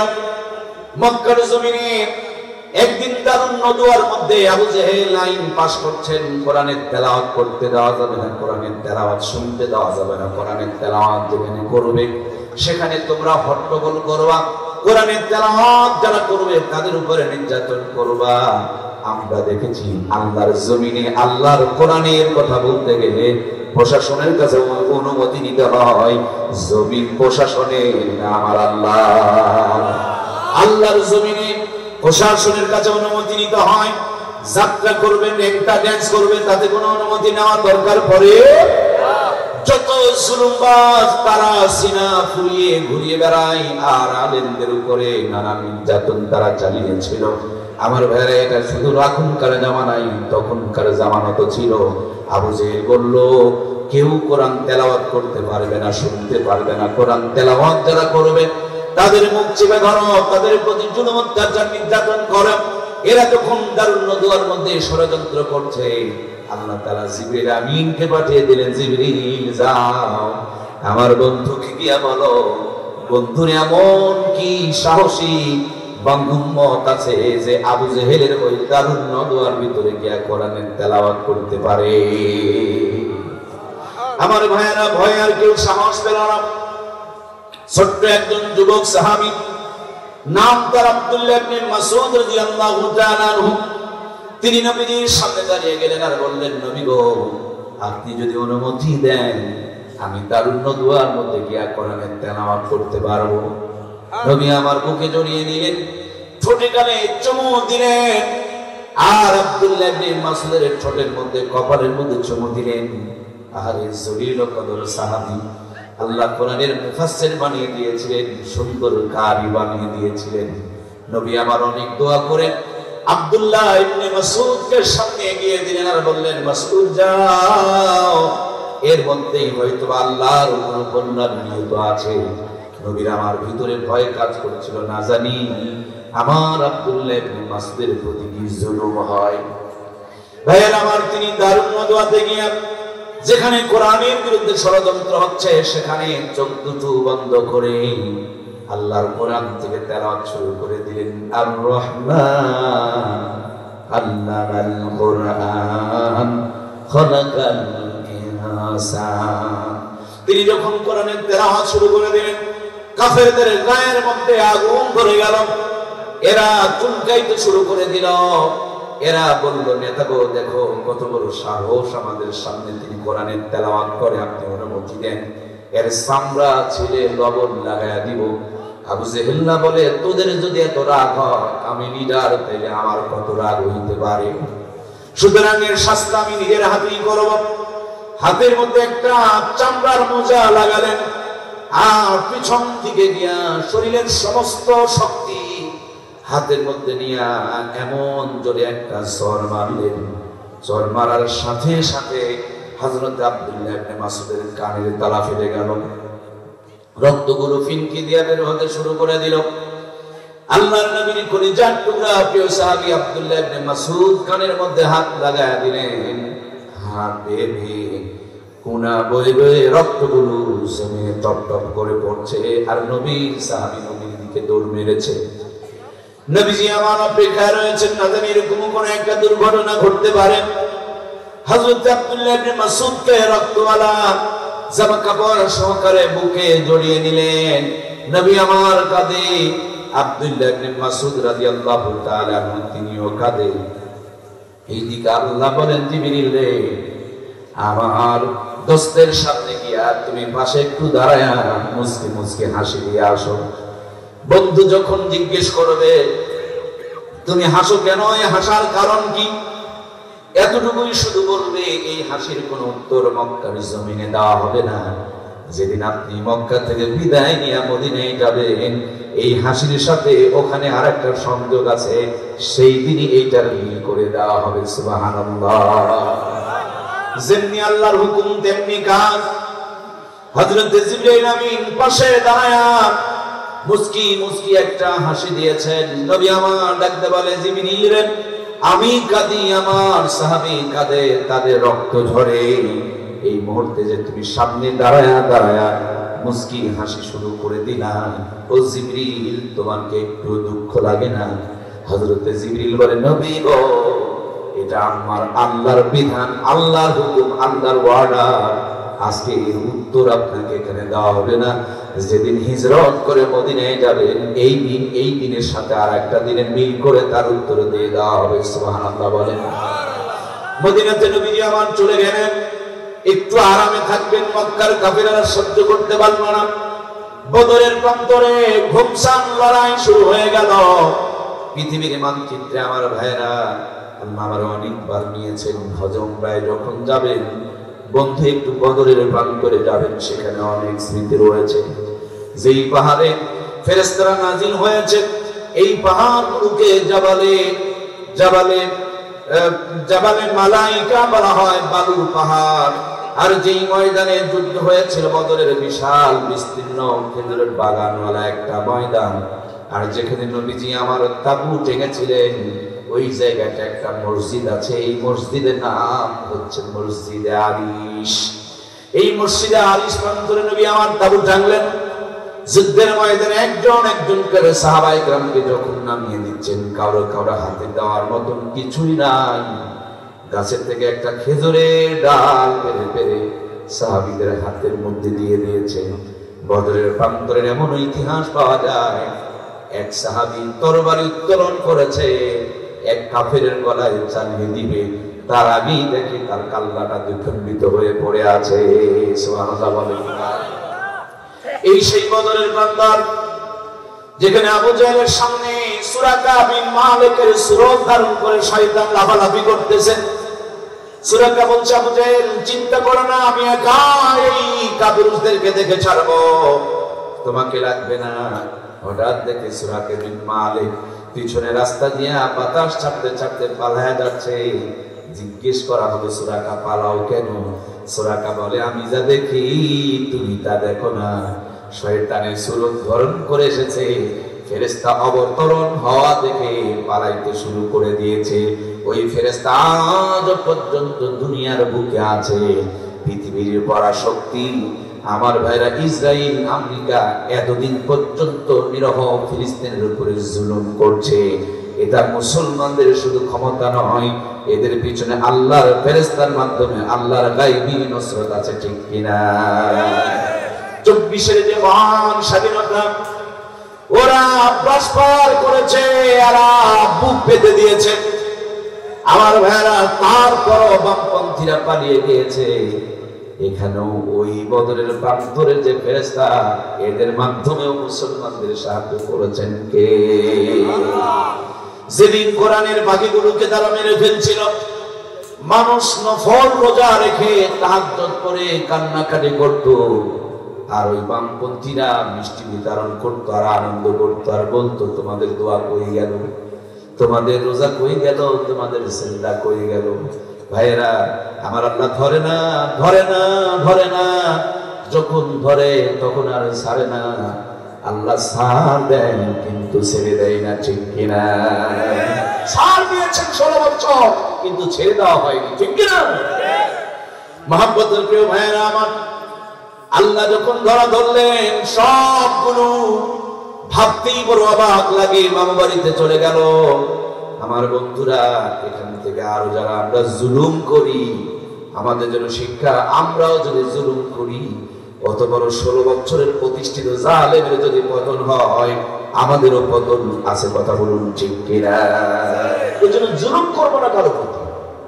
প্রাণপ্রিয় ভাইয়েরা আমার, বদরের প্রান্তরে ঘুমসান লড়াই চলছে। আবু জেহেল তাকিয়ে দেখে আমাদের নির্ঘাত পতন বিরাজ করছে। হযরত আবু বকর বলেন, সেদিন আমার নবীর গায়ে একটা সাদা চাদর ছিল, আমাদেরকে ময়দানে নামায়া দিয়া আল্লাহর হাবিব আমাদের সিজদায় এত কান্না শুরু করেছেন, আমি আমার নবীকে এত কান্না করতে কোনোদিন দেখি নাই। নবীর চোখের পানি দেখে আমি বুঝে ফেলেছি বদরের ময়দানে আমার আল্লাহ বিজয় দান করে দিবে। এই জন্য ভাই, শুধু মেহনত করে নয়, মেহনতের সাথে আল্লাহর ইবাদত করে আল্লাহর কুদরতি কদমে সিজদা দিয়ে চোখের পানি দিয়ে বিজয় দিতে হবে। কথা বলুন ঠিক কিনা? প্রাণপ্রিয় ভাইয়েরা আমার, আবু জেহেল তাকিয়ে দেখেন নির্ঘাত আমাদের পরাজয়। এমন মুহূর্তে ছোট্ট দুইজন বাচ্চা মুআদ আর মুআব্বিস যখন শুনেছিল আবু জেহেল নবীর প্রতি বহুত অত্যাচার করেছে, দুই ভাই হাতে হাত দিয়ে ওয়াদা করেছিল, আমার নবীর প্রতি যে জুলুম করেছে ওই জুলুমের বদলা না নেওয়া পর্যন্ত আবু জেহেলকে আমরা ছাড়বো না। ভাইয়ের আমার, আল্লাহ তাআলা তাদের দোয়া কবুল করে নিয়েছেন। বদরের প্রান্তরে যোদ্ধা নির্বাচন করার জন্য নবীজি লাঠি টেনে দিলেন। লাঠির মাপ দিয়া যোদ্ধা নেওয়া হচ্ছে। বড় ভাইকে কোনো মতন লাঠির মাপে পাওয়া গিয়েছে, মুআজকে যোদ্ধা হিসাবে নেওয়া হয়েছে, কিন্তু মুআব্বিসকে নেওয়া হয় নাই। মুআব্বিস ডাকতে বলে, ভাই রে, তুমি জান্নাতে চলে যাবে, তোমার ভাইকে ছেড়ে যাবে, তা হতে পারে না।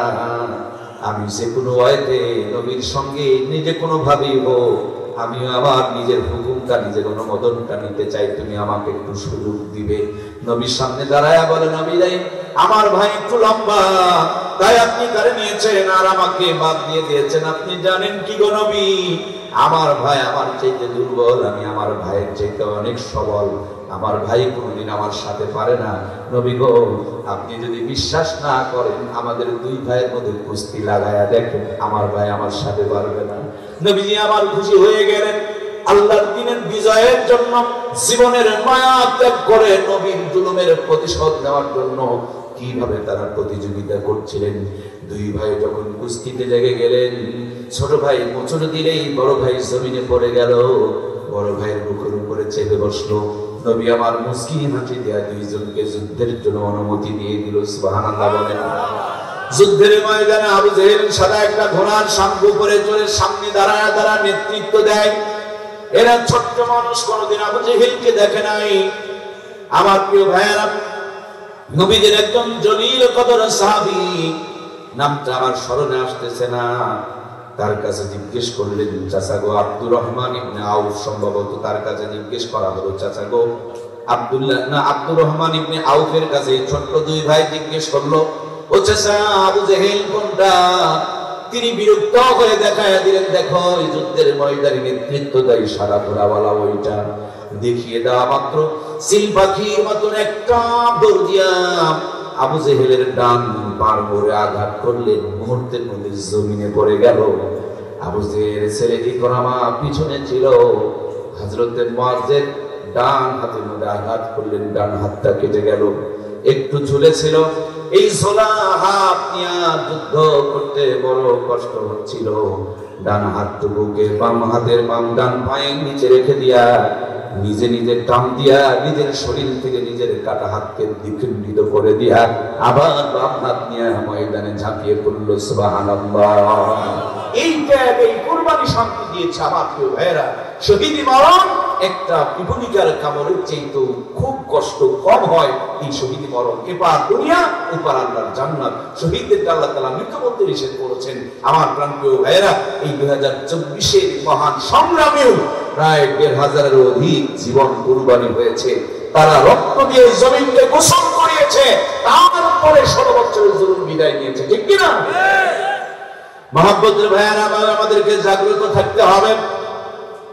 আল্লাহ প্রিয় বান্দা আব্দুল্লাহ ইবনে মাসউদ রাদিয়াল্লাহু তাআলা আনহু ওই পথ দিয়ে যাচ্ছেন। তিনি তাকিয়ে দেখেন একটা নিচু জায়গায় অনেকগুলো লাশ। এই লাশের ভিতরে আরেকটা লাশ মাথা ঢোকায় দিয়া মৃত্যুর পূর্ব মুহূর্তে যে গঙ্গা ডুংরি করে এরকম গঙ্গানি শব্দ শোনা যায়। উনি কাছে গিয়া মুখ থেকে তরবারি দিয়া, মুখের থেকে যখন তরবারি দিয়া রক্তগুলো সরায় দিয়েছে, তখন তাকায় দেখে মক্কার লিডার, ইসলামের চূড়ান্ত দুশমন মরা লাশের ভিতরে মাথা ঢুকায় দিয়ে আত্মরক্ষার চেষ্টা করতেছে। আব্দুল্লাহ ইবনে মাসউদ চুলের মুঠি ধরে সোজা করলেন, এরপর মুখের থেকে রক্তগুলো মুছে দিয়ে বললেন, যে কোনো সূত্রেই হোক তুমি আমার নবী চাচা হও, সুতরাং কালিমাটা পড়ে নাও। সে বললেন, কৃষকের বাচ্চা, তোর এত বড় সাহস? বলে, সাহসের দেখেছোটা কি? যদি ভালো চাও কালেমা পড়ে নাও। দেখেন, ইসলামের বিরুদ্ধে গেলে তাদের হৃদয়টা কত শক্ত হয়ে যায়, কঠিন হয়ে যায়।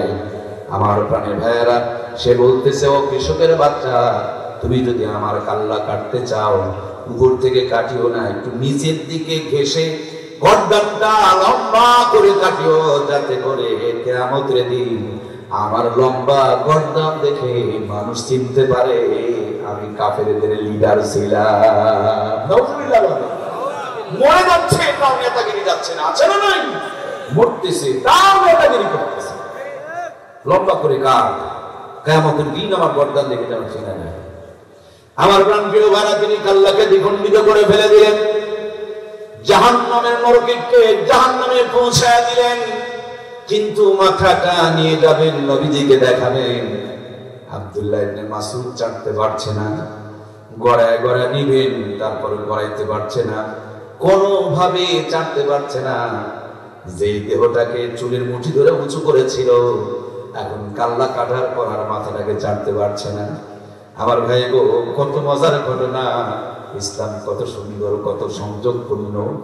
আল্লাহর বান্দা আব্দুল্লাহ ইবনে মাসউদ রাদিয়াল্লাহু তাআলা কোমরে তরবারি বের করলেন, এর মাথা দিয়া আব্দুল্লাহ ইবনে মাসউদের তরবারির মাথা দিয়া আবু জেহেলের কানের মধ্যে যেমনি চাপ দিছে, এ মাথা থেকে ও মাথা বের হয়ে গেছে। খেজুরের দড়ি ছিল, ওই দড়িটা কানের এদিক দিয়ে ঢুকায়া ওদিক দিয়ে বেঁধে নিয়েছে।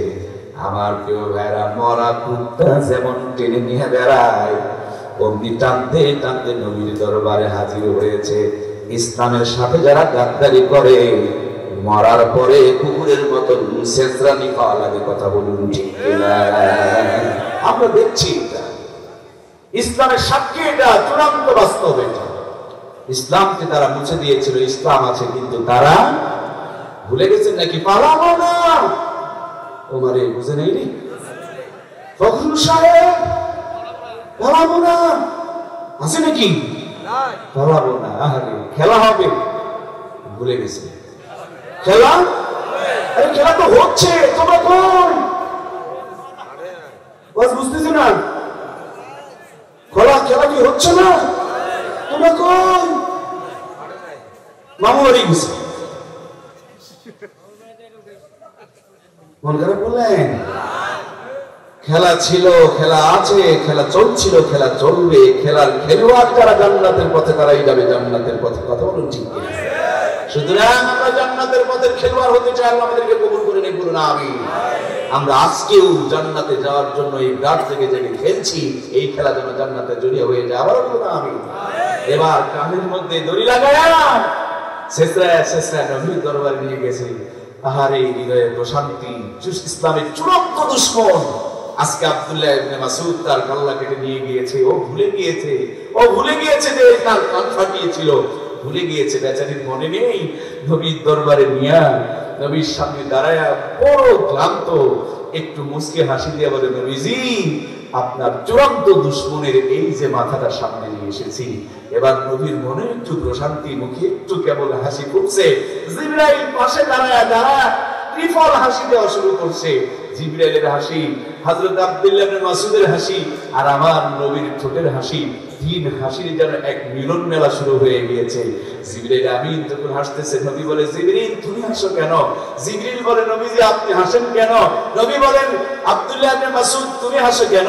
আল্লাহর পয়গম্বরের সামনে জিবরিল বলে, নবীজি গো, সেদিন যেদিন আব্দুল্লাহ ইবনে মাসউদের কান ফাটিয়েছিল, সেদিনই এই বেকুবের কান ছিদ্র করা বরাদ্দ হয়ে গিয়েছিল। সুবহানাল্লাহ বলবেন না? আরো জোরে বলেন সুবহানাল্লাহ। সেদিনই তাদের পতনের সূচনা সংঘটিত হয়েছিল, যেদিন নিরহ আলেমদের রক্ত এই জমিনে পড়েছিল, ঠিক কিনা? সুতরাং প্রিয় ভাইয়ের একটার সাথে আরেকটা সংযোগ থাকে। সেদিন কান ফাটিয়েছে, ওই দিনই তার কান ছিদ্র করা হবে, বরাদ্দ হয়েছে। কিন্তু নবীজি জানতেন না, আব্দুল্লাহ ইবনে মাসউদ জানতেন না, জানতেন আমার আল্লাহ। সেজন্যই জিবরাইলকে পাঠায়া মুস্কি হাসির সূচনা দিয়ে গিয়েছিলেন, ঠিক কিনা? সুতরাং এই খেলা শেষ খেলা না, আরো একটা খেলা আছে, জান্নাত আর জাহান্নামের ফাইসালার খেলা। সেই খেলাতেও কোরআনওয়ালারা জিতবে, এই কথা বলি, ঠিক কিনা? সুতরাং আমরা আল্লাহর কোরআনের পক্ষে থাকতে চাই কিনা? কারা কারা কোরআনের সুপারিশ নিয়ে কোরআনের পক্ষে থেকে জান্নাতে যেতে চায় আল্লাহর কোরআনের সাথে? দুইখানা হাত উত্তোলন করে দেখা, লিল্লাহে তাকবীর, লিল্লাহে তাকবীর। দুনিয়ার মুসলিম, আওয়ামী লীগ, বিএনপি, জামাত, জাতীয় পার্টি সব এক হও, কোরআনের পক্ষে যোগ দাও। আল্লাহ কবুল করে বলুন আমিন। আমার ভাইয়েরা, মক্কার জমিনে একটা লিডার ছিল, সব ভালো রাখতো, দাড়ি, টুপি, নামাজ, রোজা, হজ, যাকাত। কিন্তু মুহাম্মদ মক্কার পরিচালনা করবেন, যা লিডারি করবেন, দায়িত্ব পালন করবে, এইটাকে মেনে নিতে পারতো না। নাম ছিল আব্দুল্লাহ ইবনে উবাই ইবনে সুলুল। নাম কি আপনাদের মনে আছে? সব মানতো, একটা মানতো না। আমার দেশে অনেক মানুষ আছে, নামাজ, রোজা, হজ, যাকাত সব চায়, কিন্তু ইসলামের নেতৃত্ব চাই এরা। ওইটা যদি ওই জামানার টাটকা মুনাফিক হয়, এটা কি এই জামানার টাটকা মুনাফিক নয়? কথা বলুন, হয় কি নয়? সুতরাং আমরা কি মুনাফিক হয়ে থাকতে চাই?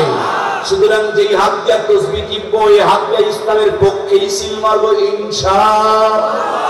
যদি না মারতে পারি, মুনাফিকের খাতা থেকে নাম কাটা পড়বে।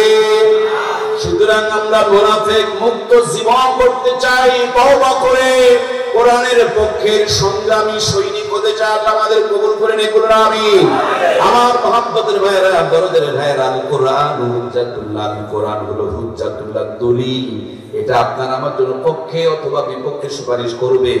দুনিয়াতে যদি কোরআনের পক্ষে থাকেন, আল্লাহ মানুষ বানিয়েছেন, মানুষ কেমনে দুনিয়াতে ভালো থাকবে সবচেয়ে ভালো জানেন কে? তিনি তার জন্য একটা সংবিধান পাঠিয়েছেন, বই পড়াইছেন, কিতাব পড়াইছেন, ক্যাটালগ পড়াইছেন, এর নাম হলো কোরআন। কিন্তু আওয়ামী লীগ বলছেন আমার নিয়মে চলো, বিএনপি বলেন তার নিয়মে চলো, জাতীয় পার্টি বলে তাদের নিয়মে চলো, আল্লাহ বলেন আমি বানিয়েছি আমার নিয়মে চলো। এখন জনগণের নিয়ম নিয়ে পারাপারি, আল্লাহর নিয়মের কাছে আমরা নাই, ঠিক কিনা? এই জন্য প্রিয় ভাইরা আমার, আল্লাহর কোরআনকে জীবনে মরণে দুনিয়া আখিরাতে সব জায়গায় চাই। এই কোরআনকে যদি সংবিধান মেনে নিতে পারি, আমাদের জীবনে আর কোনো পেরেশানি থাকতে পারে? সমাধান চাও যদি জীবনে মরণে, ফিরে যাও খুঁজে নাও, চোখ রাখো কোরআনে, তবেই পাবে সুখ শান্তির ঠিকানা। যদি মেনে নাও তুমি মনে প্রাণে, সমাধান সমাধান চাও যদি জীবনে মরণে, ফিরে যাও খুঁজে নাও, চোখ রাখো কোরআনে, ফিরে যাও খুঁজে নাও, চোখ রাখো, বলুন না, ফিরে যাও খুঁজে নাও, চোখ রাখো কোরআনে, ফিরে যাও খুঁজে নাও, চোখ রাখো কোরআনে। জোরে বলুন মারহাবা। এই কোরআন যেখানে যেমনি যেভাবে যার সাথে যতটুকু লেগেছে, তার শান মান মর্যাদা মর্তবাকে আল্লাহ তাআলা বাড়িয়ে দিয়েছে। আমার শান মান মর্যাদা মর্তবাকে যদি বাড়াতে চায়, কোরআন দিয়ে আমাদের ঘর পরিবার সংসার ছেলে মেয়েকে সাজানোর দরকার আছে না নাই? মাথায় একটা জান্নাতি সবকার কোরআন ঢুকায় দাও। দুনিয়াদারি করবে, ডাক্তারি করবে, মাস্টারি করবে, ইঞ্জিনিয়ারিং করবে, প্রফেসরি করবে, ডাক্তারি করবে, ডিগ্রিতে পড়বে, কলেজে পড়বে, ভার্সিটিতে পড়বে, বিশ্ববিদ্যালয়ে পড়বে, জাপানে পড়বে, জার্মানে পড়বে, লন্ডনে পড়বে, কোরআনের সরকার থাকার কারণে সবকিছু করবে, আবার দিন শেষে জান্নাতেও যাবে। সুবহানাল্লাহ বলেন। এই জন্য আমাদের সন্তানগুলোকে কোরআনওয়ালা কি বানাতে চায়? তাহলে কোরআনওয়ালা বানানোর ফ্যাক্টরি এই মাদ্রাসাগুলোর দরকার আছে না নাই? সেই মাদ্রাসার সাথে যদি সম্পৃক্ত থাকতে পারি, কিয়ামতের দিন হযরত ইসরাফিল যখন সিংহায় ফুৎকার দিবে, বড় বড় পাথর আর পাহাড়গুলো আসমানের মধ্যে উঠতে থাকবে, এই মাদ্রাসা মসজিদগুলো ধ্বংস হবে না। তারা কোরআনওয়ালাদেরকে বুকের মধ্যে জড়িয়ে নিয়ে আল্লাহর কোরআন তার বুকের সাথে নিয়ে জান্নাত পর্যন্ত পৌঁছায় দিবে। সুবহানাল্লাহ। রব্বুল আলামিন আল্লাহ আরামের ঘুমকে হারাম করে নয় বিছানায় লাথি মেরে রহমত আর বরকত মাগফিরাতের আশা হৃদয়ের মধ্যে ধারণ করে আপনার আলিশান দরবারে দুইখানা হাত উত্তোলন করেছি। মেহেরবানি করে আমাদের জিন্দেগির সমস্ত গুনাহগারগুলো মাফ করিয়া দাও। কঠিন কিয়ামতের দিন মুসিবতের আদালতে আজকের আজলখানা শ্রদ্ধাবাপ্তা কর্তৃপক্ষ এলাকাবাসী সকলের জন্য নাজাতের জমিয়া বানায়া দাও। শুরু থেকে এই পর্যন্ত যত কথা আলোচনা হয়েছে প্রত্যেকটা কথা আমাদের সকলকে আমল করার তৌফিক দিয়ে দাও। রব্বুল আলামিন আল্লাহ অনেক জীবন আর রক্তের বিনিময় এদেশের স্বাধীনতা অর্জন হয়েছে। এখনো পর্যন্ত অনেকেই পঙ্গুত্বের জীবন যাপন করে হাসপাতালে পড়ে রয়েছে। এখনো পর্যন্ত অনেক রক্তের দাগ শুকায় নাই। এখনো পর্যন্ত অনেক মায়ের হাজারি বন্ধ হয় নাই। আল্লাহ এত রক্ত এত জীবনের বিনিময়ে যে স্বাধীনতা অর্জিত হয়েছে এই স্বাধীনতাকে কিয়ামত পর্যন্ত ধরে রাখার তৌফিক দিয়ে দাও। আল্লাহ তাআলা দেশ যারা পরিচালনা করছেন তাদের যোগ্যতা হিম্মতকে বাড়ায় দাও। দেশকে নিয়ে যারা ষড়যন্ত্র চক্রান্ত করছেন আল্লাহ তুমি তাদেরকে হেদায়েত দিয়া দেশের খাদেম বানায়া দাও। রব্বুল আলামিন ফিলিস্তিনের জমিনে নিরহ মুসলমান ভাইগুলোর উপরে বোনগুলোর উপরে তোমার রহমত আর বরকত নাজিল করো। ফিলিস্তিনের স্বাধীনতা এনায়েত করো। গোটা দুনিয়ার মুসলমানগুলোকে এক হওয়ার তৌফিক দান করো। খাস করে মেহেরবানি করে মসজিদ মাদ্রাসা এলাকাবাসী মাদ্রাসার মুআল্লিম হযরত মাদ্রাসার শিক্ষক মহোদয় তালেবে ইলম ভাইয়েরা কমিটির ভাইয়েরা দানশীল ভাইয়েরা আল্লাহ খাস করে মেহেরবানি করে সম্মানিত চেয়ারম্যান সাহেব দোয়া চেয়ে গিয়েছেন তিনার ভাতিজার জন্য। তিনি সহ যতজন যত আশার বাসনা নিয়ে তোমার কাছে হাত পেতেছি অন্তরে জামি তুমি সকলের মনের খবর জানো। দয়া করে অভাবীর অভাব দূর করে দাও। ঋণগ্রস্ত ঋণ পরিশোধ করার তৌফিক দাও। বিপদগ্রস্তকে বিপদ থেকে উদ্ধার করো। আসমানে বেলা আসমানে উঠায় নাও। জমিনের বেলা জমিনে দাবায় দাও। আল্লাহ তোমার হাবিবের ওসিলে আমাদের সকলকে কবুল আর মঞ্জুর করে নাও। আল্লাহ তাআলা জিন্দেগির সবচেয়ে বড় তামান্না সোনার মক্কার মদিনা মক্কা মদিনার মেহমান না বানায়া কবরে ডাক দিও না আল্লাহ। এই দুইখানা হাত দিয়ে তোমার বাইতুল্লাহর চাদর মোবারক জড়িয়ে ধরে তোমাকে একটু ডাকার সুযোগ দান করে দিও। হাতিমে কাবাই কবুল করে নিও। মিজাবে রহমতে কবুল করে নিও। মাকামে ইব্রাহিমে কবুল করে নিও। বারবার তোমার বন্ধু রওজার পাশে সালাম দেওয়ার ব্যবস্থা করে দিও।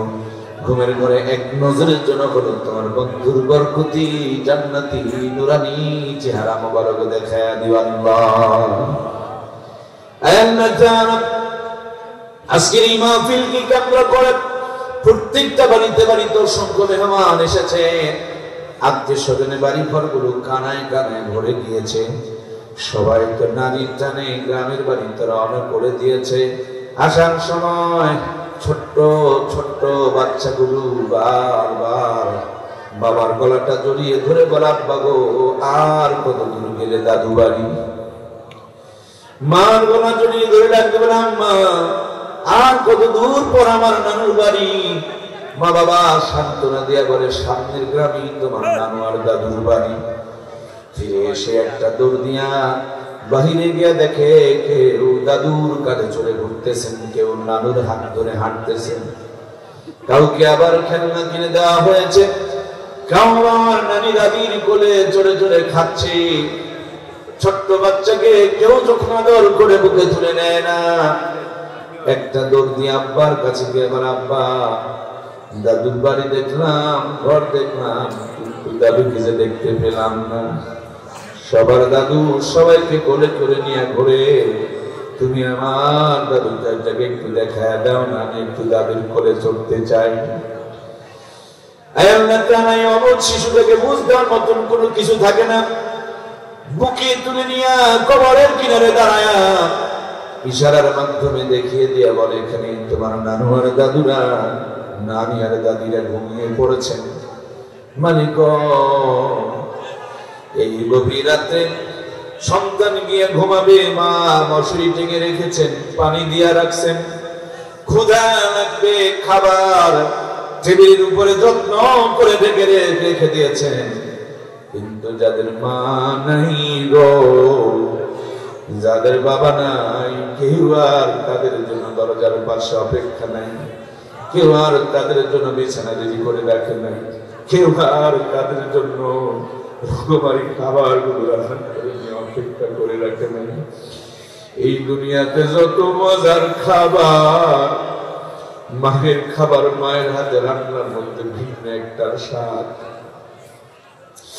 এই পৃথিবীর যত মায়ার ডাক, সবচেয়ে দামি মায়ার ডাক হলো মা বলে একটা ডাক। পৃথিবীর সমস্ত মধুগুলোকে যদি এক পাল্লায় করা হয়, একটা মা ডাকের মধু তার চাইতে বেশি মিষ্টি হবে। আয় আল্লাহ, খালাম আমি চাচিনা বারবার ডাকে, কিন্তু মা দেখে কলিজা ঠান্ডা হয়, তাদের দেখে তো আর হৃদয়টা জোড়ায় না।